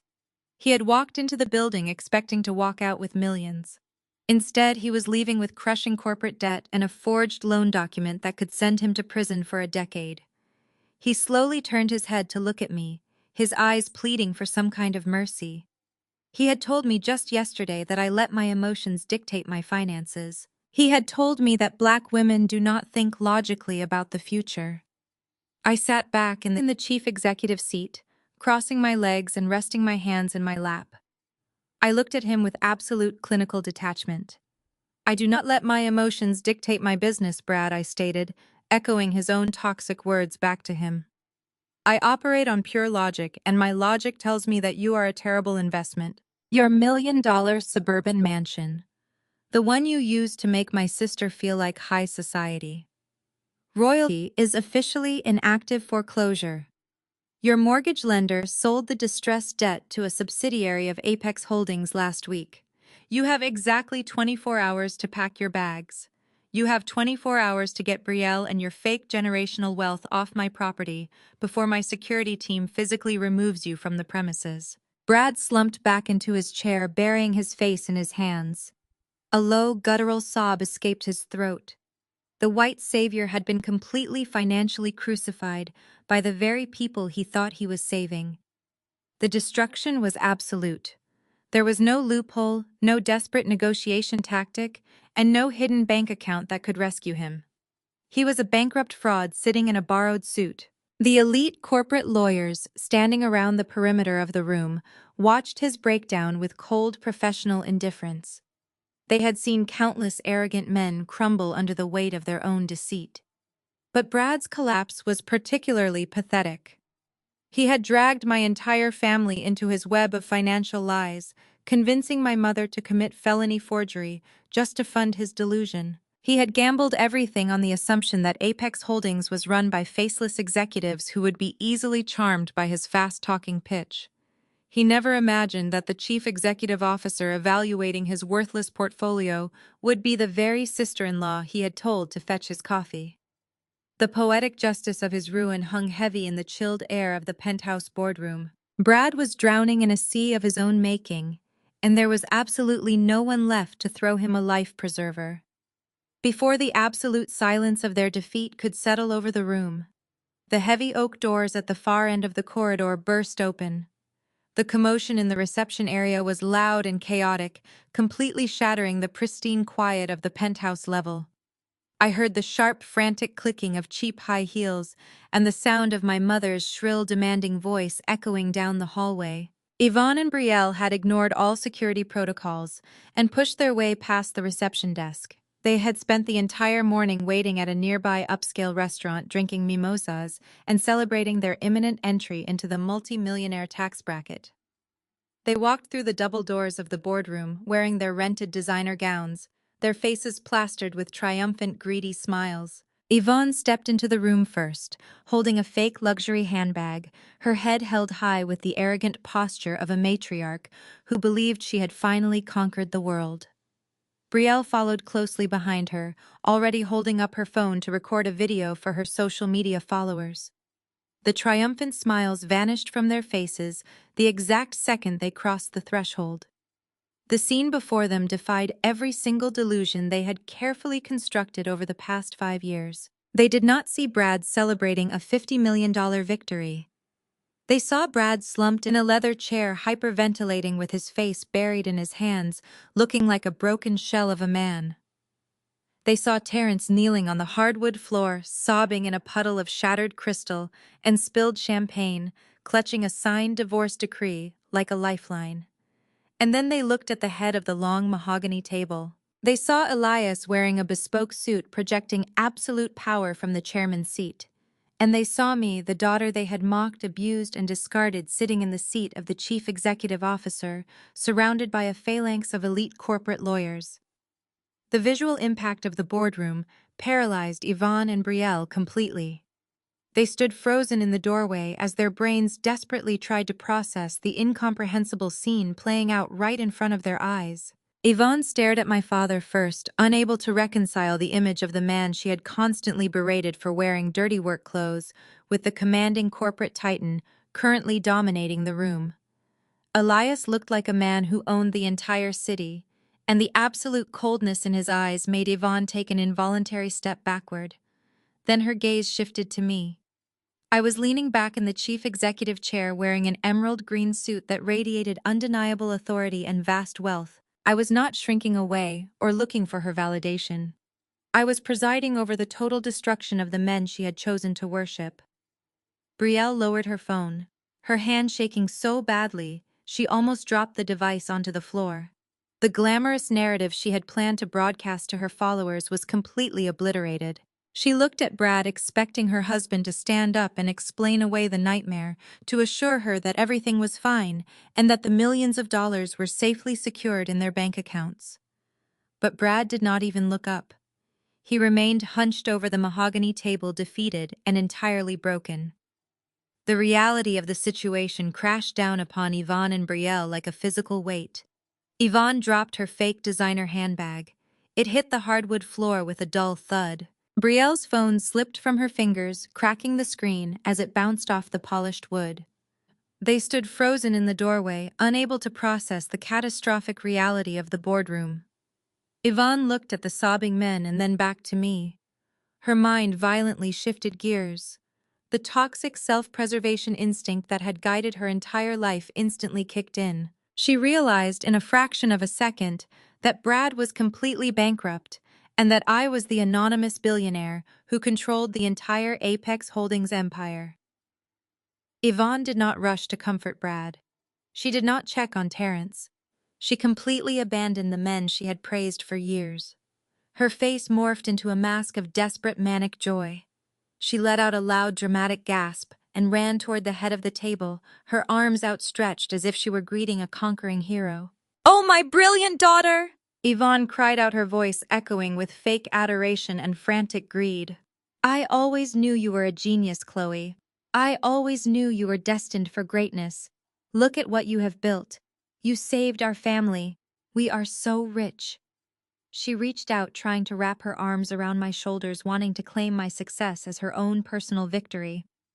I did not move. I simply looked at her with an expression of pure, unadulterated disgust. Before Yvonne's hands could even touch my emerald green suit jacket, Elias stood up from his chair. His sudden movement was so powerful and commanding that Yvonne stopped dead in her tracks, instantly terrified of the man she had belittled for 30 years. Elias reached into the breast pocket of his Tom Ford suit. He pulled out a thick sealed manila envelope and held it out toward her. His face was set in lines of absolute stone. He did not look at her with anger or sorrow. He looked at her like she was a complete stranger who had trespassed on his property. She reached out to take the heavy envelope from his hands, her fingers trembling slightly. "Open it," Yvonne Elias commanded, his voice dark and heavy with the promise of final judgment. Yvonne stood at the head of the massive mahogany table, her hands trembling with what she assumed was the adrenaline of impending wealth. She looked at the thick manila envelope Elias had thrust into her hands, misinterpreting the coldness in his eyes. She truly believed that the man she had mocked for 30 years had finally stepped up to hand her the keys to a financial empire.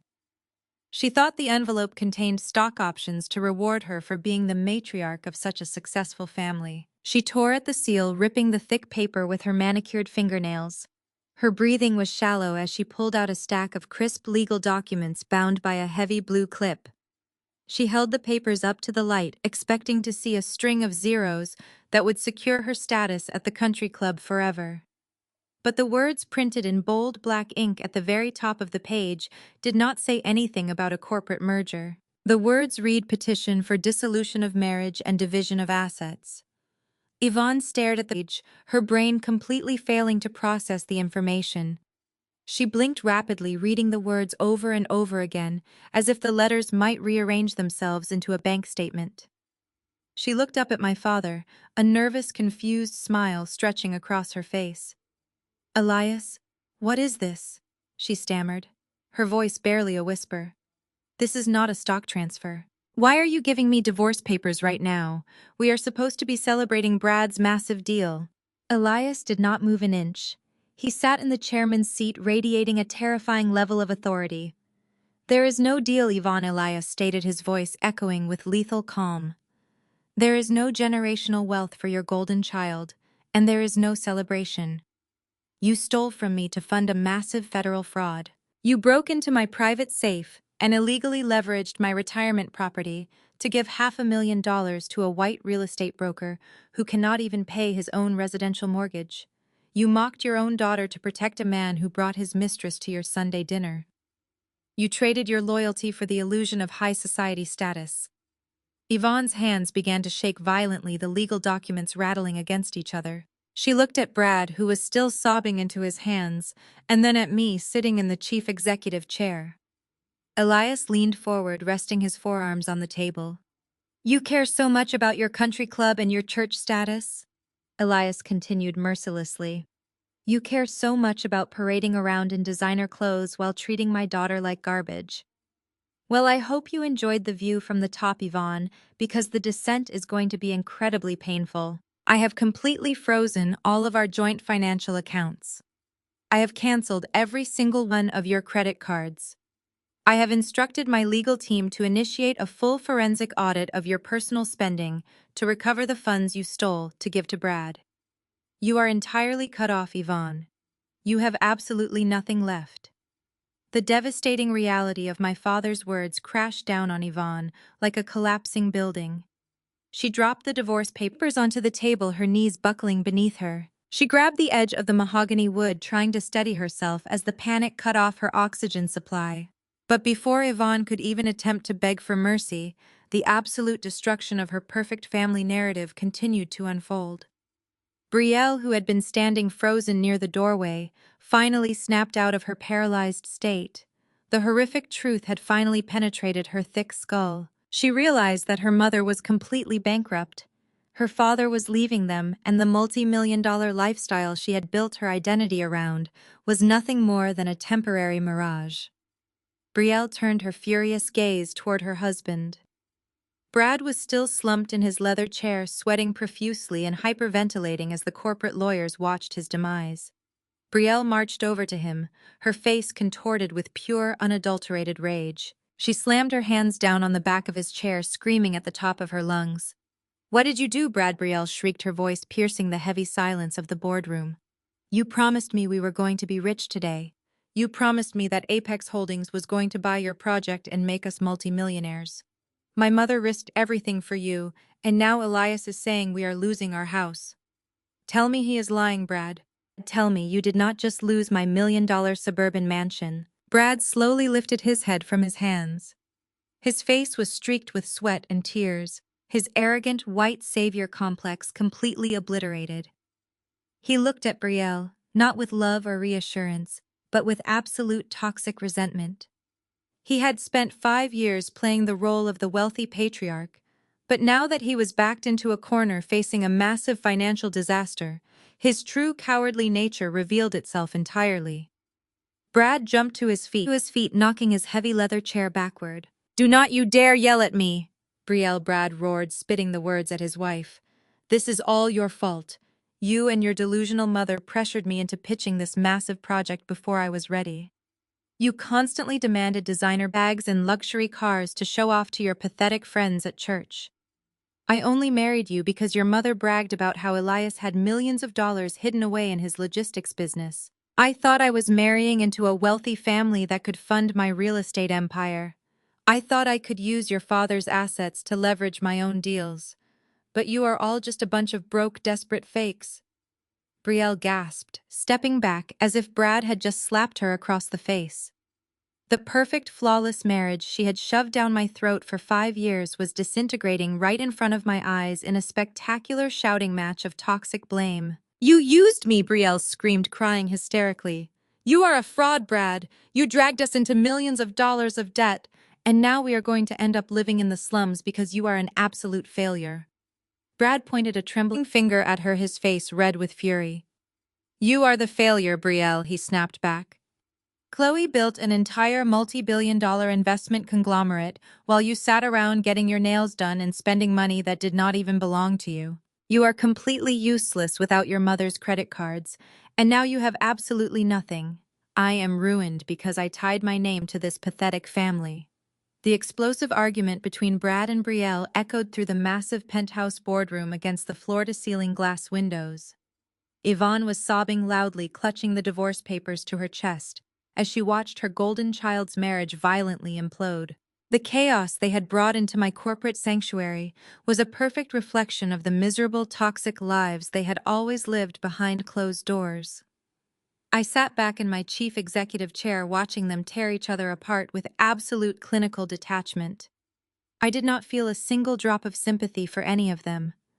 They had built their entire existence on a foundation of lies, greed, and the relentless abuse of my kindness. Now the foundation had crumbled, and they were all drowning in the rubble of their own making.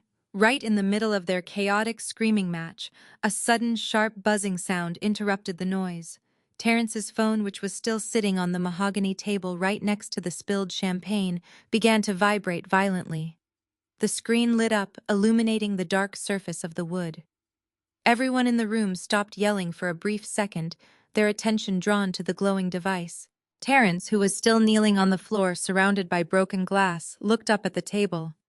The caller-ID flashed in bright letters, displaying a name accompanied by 3 red heart emojis. It was Kiera, the Instagram influencer mistress he had proudly introduced to the world just 2 days ago. She was calling him, probably expecting to hear that the $50 million deal had closed, and that he was now officially a wealthy tycoon, ready to whisk her away on a luxury vacation. Terrence scrambled upward, his hands bleeding slightly from the glass, desperately reaching for the phone to silence it. He knew that if Kiera found out the truth, she would abandon him instantly. But before his shaking fingers could even touch the device, I reached out and grabbed the phone from the table. Terrence froze his eyes, pleading with me not to answer. "Please, Chloe." Terrence whimpered a pathetic whisper that barely reached my ears. "Please do not do this." I looked down at him, remembering the exact moment he had humiliated my father at the housewarming party. "Let's see how much your high-value partner loves you on speakerphone, just like you did to my father," I whispered coldly. I swiped the screen to accept the call and immediately pressed the speakerphone button, setting the device back down in the center of the mahogany table for everyone to hear. "Terrence, baby," Kiera's high-pitched, eager voice filled the silent boardroom. I swiped the screen to accept the call and immediately pressed the speakerphone button, setting the device back down in the center of the mahogany table for everyone to hear. "Terrence, baby," Kiera's high-pitched, eager voice filled the silent boardroom. "Tell me you signed the papers." Tell me we are officially rich. I was just looking at those first-class tickets to Dubai, and I need your credit card number to finalize the booking. I leaned forward, resting my chin on my hands, staring directly into Terrence's terrified eyes as I spoke toward the phone. Hello, Kiera. I said, my voice smooth and perfectly polite. This is Chloe, the useless administrative assistant you bumped into at the charity gala last night. There was a sharp intake of breath on the other end of the line. Kiera was clearly confused and instantly panicked, wondering why the discarded wife was answering her so-called high-value man's phone during a critical business meeting. What are you doing with his phone? Kiera demanded, her voice losing its sweet tone and becoming defensive. Put Terrence on the line right now. I am afraid Terrence is a little too incapacitated to speak at the moment, I replied calmly. But since you are so eager to book those first-class tickets, I thought it was only fair to give you an update on his financial status. You see, Kiera Terrence did not sign a multi-million-dollar real estate deal today. Instead, he illegally embezzled $2 million from his tech employer to fund a massive scam. The company he works for was actually bought out by my investment conglomerate last week, so Terrence is not getting a massive payout today. He is completely bankrupt. He is officially fired from his job, and my security team has just informed the Federal Bureau of Investigation about the stolen funds. The federal agents are currently waiting in the lobby downstairs to arrest him. So unless you plan on booking a visiting room at a federal penitentiary, I would suggest you look for a new sugar daddy to fund your Dubai vacation. The line went completely dead silent for 3 long seconds. Terrence let out a loud, miserable wail, burying his face in his hands, knowing that his last remaining source of validation was about to evaporate. Kiera did not ask for clarification. She did not defend the man she claimed to love. She did not even ask to speak to him to verify the story.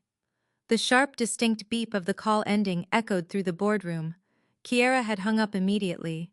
Terrence lunged for the phone, desperately tapping the screen to call her back, but the automated message played aloud, informing him that the number he was trying to reach had blocked him completely. The influencer had vanished the exact second the money disappeared. The absolute finality of the blocked call broke Terrence's spirit. He curled into a ball, sobbing. Brad slumped against the wall, staring at his staggering debt. Brielle wept over her lost lifestyle. Yvonne sat motionless, gripping the papers. I pressed the intercom. Marcus, I said, escort these trespassers out immediately. As they were dragged out, I smiled, completely unfazed. The heavy oak doors closed behind them, sealing their fate permanently, and the aftermath of that boardroom meeting played out exactly as I had orchestrated. Terrence did not even make it to the parking garage before the federal agents placed him in handcuffs. His trial was swift and brutal because the evidence of his corporate fraud was undeniable. The man who had thrown divorce papers at my chest in front of 50 people was indicted on multiple felony charges of embezzlement and wire fraud. He was sentenced to 7 years in a federal penitentiary. My private investigators recently informed me that Terrence now spends his days working in the prison laundry room, folding jumpsuits for pennies an hour, a far cry from the high-value tech director lifestyle he thought he deserved. His influencer mistress vanished the moment his bank accounts were frozen, leaving him to face the crushing reality of his criminal actions completely alone. Brad faced an equally devastating reality. His entire real estate portfolio collapsed within 72 hours. When Apex Holdings officially foreclosed on his $1 million suburban mansion, Brad was forced to declare complete personal and professional bankruptcy. The stress of losing his fake generational wealth immediately shattered his marriage. Brielle packed whatever designer clothes she had left and abandoned him, leaving Brad to face his massive debts entirely alone. But Brielle did not escape the consequences of her own arrogance. Without my mother's credit cards to fund her lavish existence, and with Brad completely broke, Brielle was forced to confront the real world. The golden child who had spent 5 years playing a rich housewife is now working a minimum-wage retail job at a local mall, folding clothes for customers who do not care about her imaginary elite status. My mother Yvonne suffered the most profound fall from grace. The forensic audit requested by my father revealed the extensive depth of her financial theft, resulting in the complete liquidation of her assets to repay the stolen funds. She lost the sprawling suburban home she had used as a stage for her performative wealth. Worse than the financial ruin was the social destruction she faced. The church community she had desperately tried to impress quickly turned their backs on her. When the local news caught wind of the scandal surrounding Brad and Terrence, the wealthy friends she had curated at the country club vanished overnight. Yvonne became a social pariah entirely shunned by the elite circles she had sacrificed her own daughter to join. Her entire identity had been built on a foundation of lies and status, and when that foundation crumbled, she was left with absolutely nothing but the bitter consequences of her own terrible choices. In the weeks following their total collapse, Yvonne tried desperately to claw her way back into my life. She called my phone dozens of times every single day, leaving long weeping voicemails begging for forgiveness and financial assistance. She claimed she had made mistakes, but insisted we were still a family and that God wanted us to heal. I did not listen to a single one of her manipulative messages. I watched the transcriptions appear on my screen, reading her pathetic pleas for money, disguised as maternal love, and then I calmly deleted every single recording. There would be no toxic forgiveness, and no sweeping the abuse under the rug to maintain a fake sense of harmony. I changed my phone number and instructed my private security team to block any physical access to my properties. I completely severed the invisible thread of obligation that had choked me for my entire life. I realized that protecting my peace meant permanently removing the people who only brought chaos and pain into my world. Blood simply indicated biological relation, but it did not entitle them to my hard-earned empire. I walked away from them completely, and I never looked back a single time. Setting that firm boundary was the most liberating decision I had ever made. It allowed me to finally breathe clean air without the constant suffocating pressure of trying to earn approval from a woman who was incapable of unconditional love. I refused to carry their toxic baggage into my bright future. They had made their choices, and now they had to live in the miserable reality they had constructed for themselves. I was busy building a legacy that actually mattered. A full year passed since the day the boardroom doors closed on my former life. The changing of the seasons brought a profound sense of clarity and absolute freedom. It was a Saturday evening in late autumn, and the city of Atlanta glittered below the floor-to-ceiling windows of my penthouse. I was hosting a private dinner, but the atmosphere was entirely different from the toxic gatherings my mother used to orchestrate. There were no fake relatives wearing rented designer clothes, and no arrogant in-laws dispensing unsolicited advice. The people gathered around my custom dining table were my true chosen family. My father Elias sat at the head of the table wearing a simple but elegant tailored shirt, looking more relaxed and joyful than I had ever seen him. Beside him sat Marcus, my brilliant chief operating officer, and several other loyal executives who had helped me build Apex Holdings from the ground up. There were mentors who had guided me through the complex world of corporate acquisitions and genuine friends who had loved me when I was just wearing beige dresses and keeping my head down.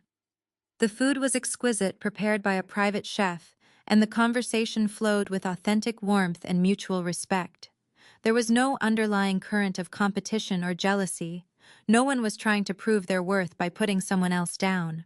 We were simply celebrating the successful acquisition of 3 new commercial properties and the launch of a charitable foundation I had created to support young female entrepreneurs in minority communities. I looked around the room, taking in the faces of the people who valued my mind and respected my boundaries.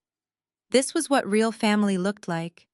It was not about performing for an audience or hiding behind expensive illusions. It was about showing up for each other in ways that actually mattered. I felt a deep, profound sense of gratitude for the people sitting at my table. They were the ones who saw my potential when I was quietly managing my investments in the shadows. They were the ones who stood by me when I finally decided to step into the light and claim my power. As the dinner service concluded and the staff cleared the plates, Elias stood up from his chair. The room quieted down naturally out of deep respect for the man who had always been the quiet anchor of my life. He reached for his glass of vintage champagne, a rare bottle we had saved for a special occasion. He looked across the table, meeting my eyes with a gaze full of immense pride and unconditional love. "To knowing your worth," Elias said, his voice carrying a warm, resonant strength that filled the entire room. "And to never letting anyone discount your price." The guests raised their glasses in unison, echoing his sentiment with genuine smiles. I raised my own glass, taking a slow sip of the crisp champagne. The taste was infinitely sweeter than the bitter wine I used to drink at my mother's table. I stood up from my chair and walked over to the massive glass window, looking out over the sprawling city skyline that I now virtually owned. The glittering lights stretched out for miles, representing the countless buildings, businesses, and properties under the control of my company. I was no longer the scapegoat of a broken family. I was no longer the useless daughter or the discarded wife, forced to fetch coffee for arrogant men. I had taken the broken pieces of my past and forged them into an unbreakable armor. I had built a sanctuary where only truth and loyalty were allowed to enter. I smiled as I looked at the city below, feeling the steady, powerful rhythm of my own heart. I was the architect of my own empire, and the foundation was entirely mine. The journey had been brutal and painful, but it had ultimately led me to a place of absolute peace. I had proven that success is not defined by the volume of your boasts, but by the silent, relentless execution of your goals. I had survived their cruelty and transformed it into my greatest strength. Looking down at the streets where Terrence and Brad and Yvonne were now struggling to survive, I felt nothing but a quiet, finalized closure. Their opinions, their judgments, and their toxic expectations were nothing more than dust blowing in the wind far below me. I turned back to my chosen family, raising my glass. The future was entirely mine to shape beautifully. The greatest lesson from this journey is that blood relation does not guarantee loyalty, and toxic family members will only use your kindness to build their own illusions of wealth. You cannot shrink yourself to accommodate the fragile egos of arrogant people who view your existence as a stepping stone. True power comes from walking away in absolute silence and executing your goals without seeking their validation. You must protect your peace at all costs, because the best revenge is building an empire where their conditional love is completely irrelevant. Please like and subscribe if you support setting firm boundaries.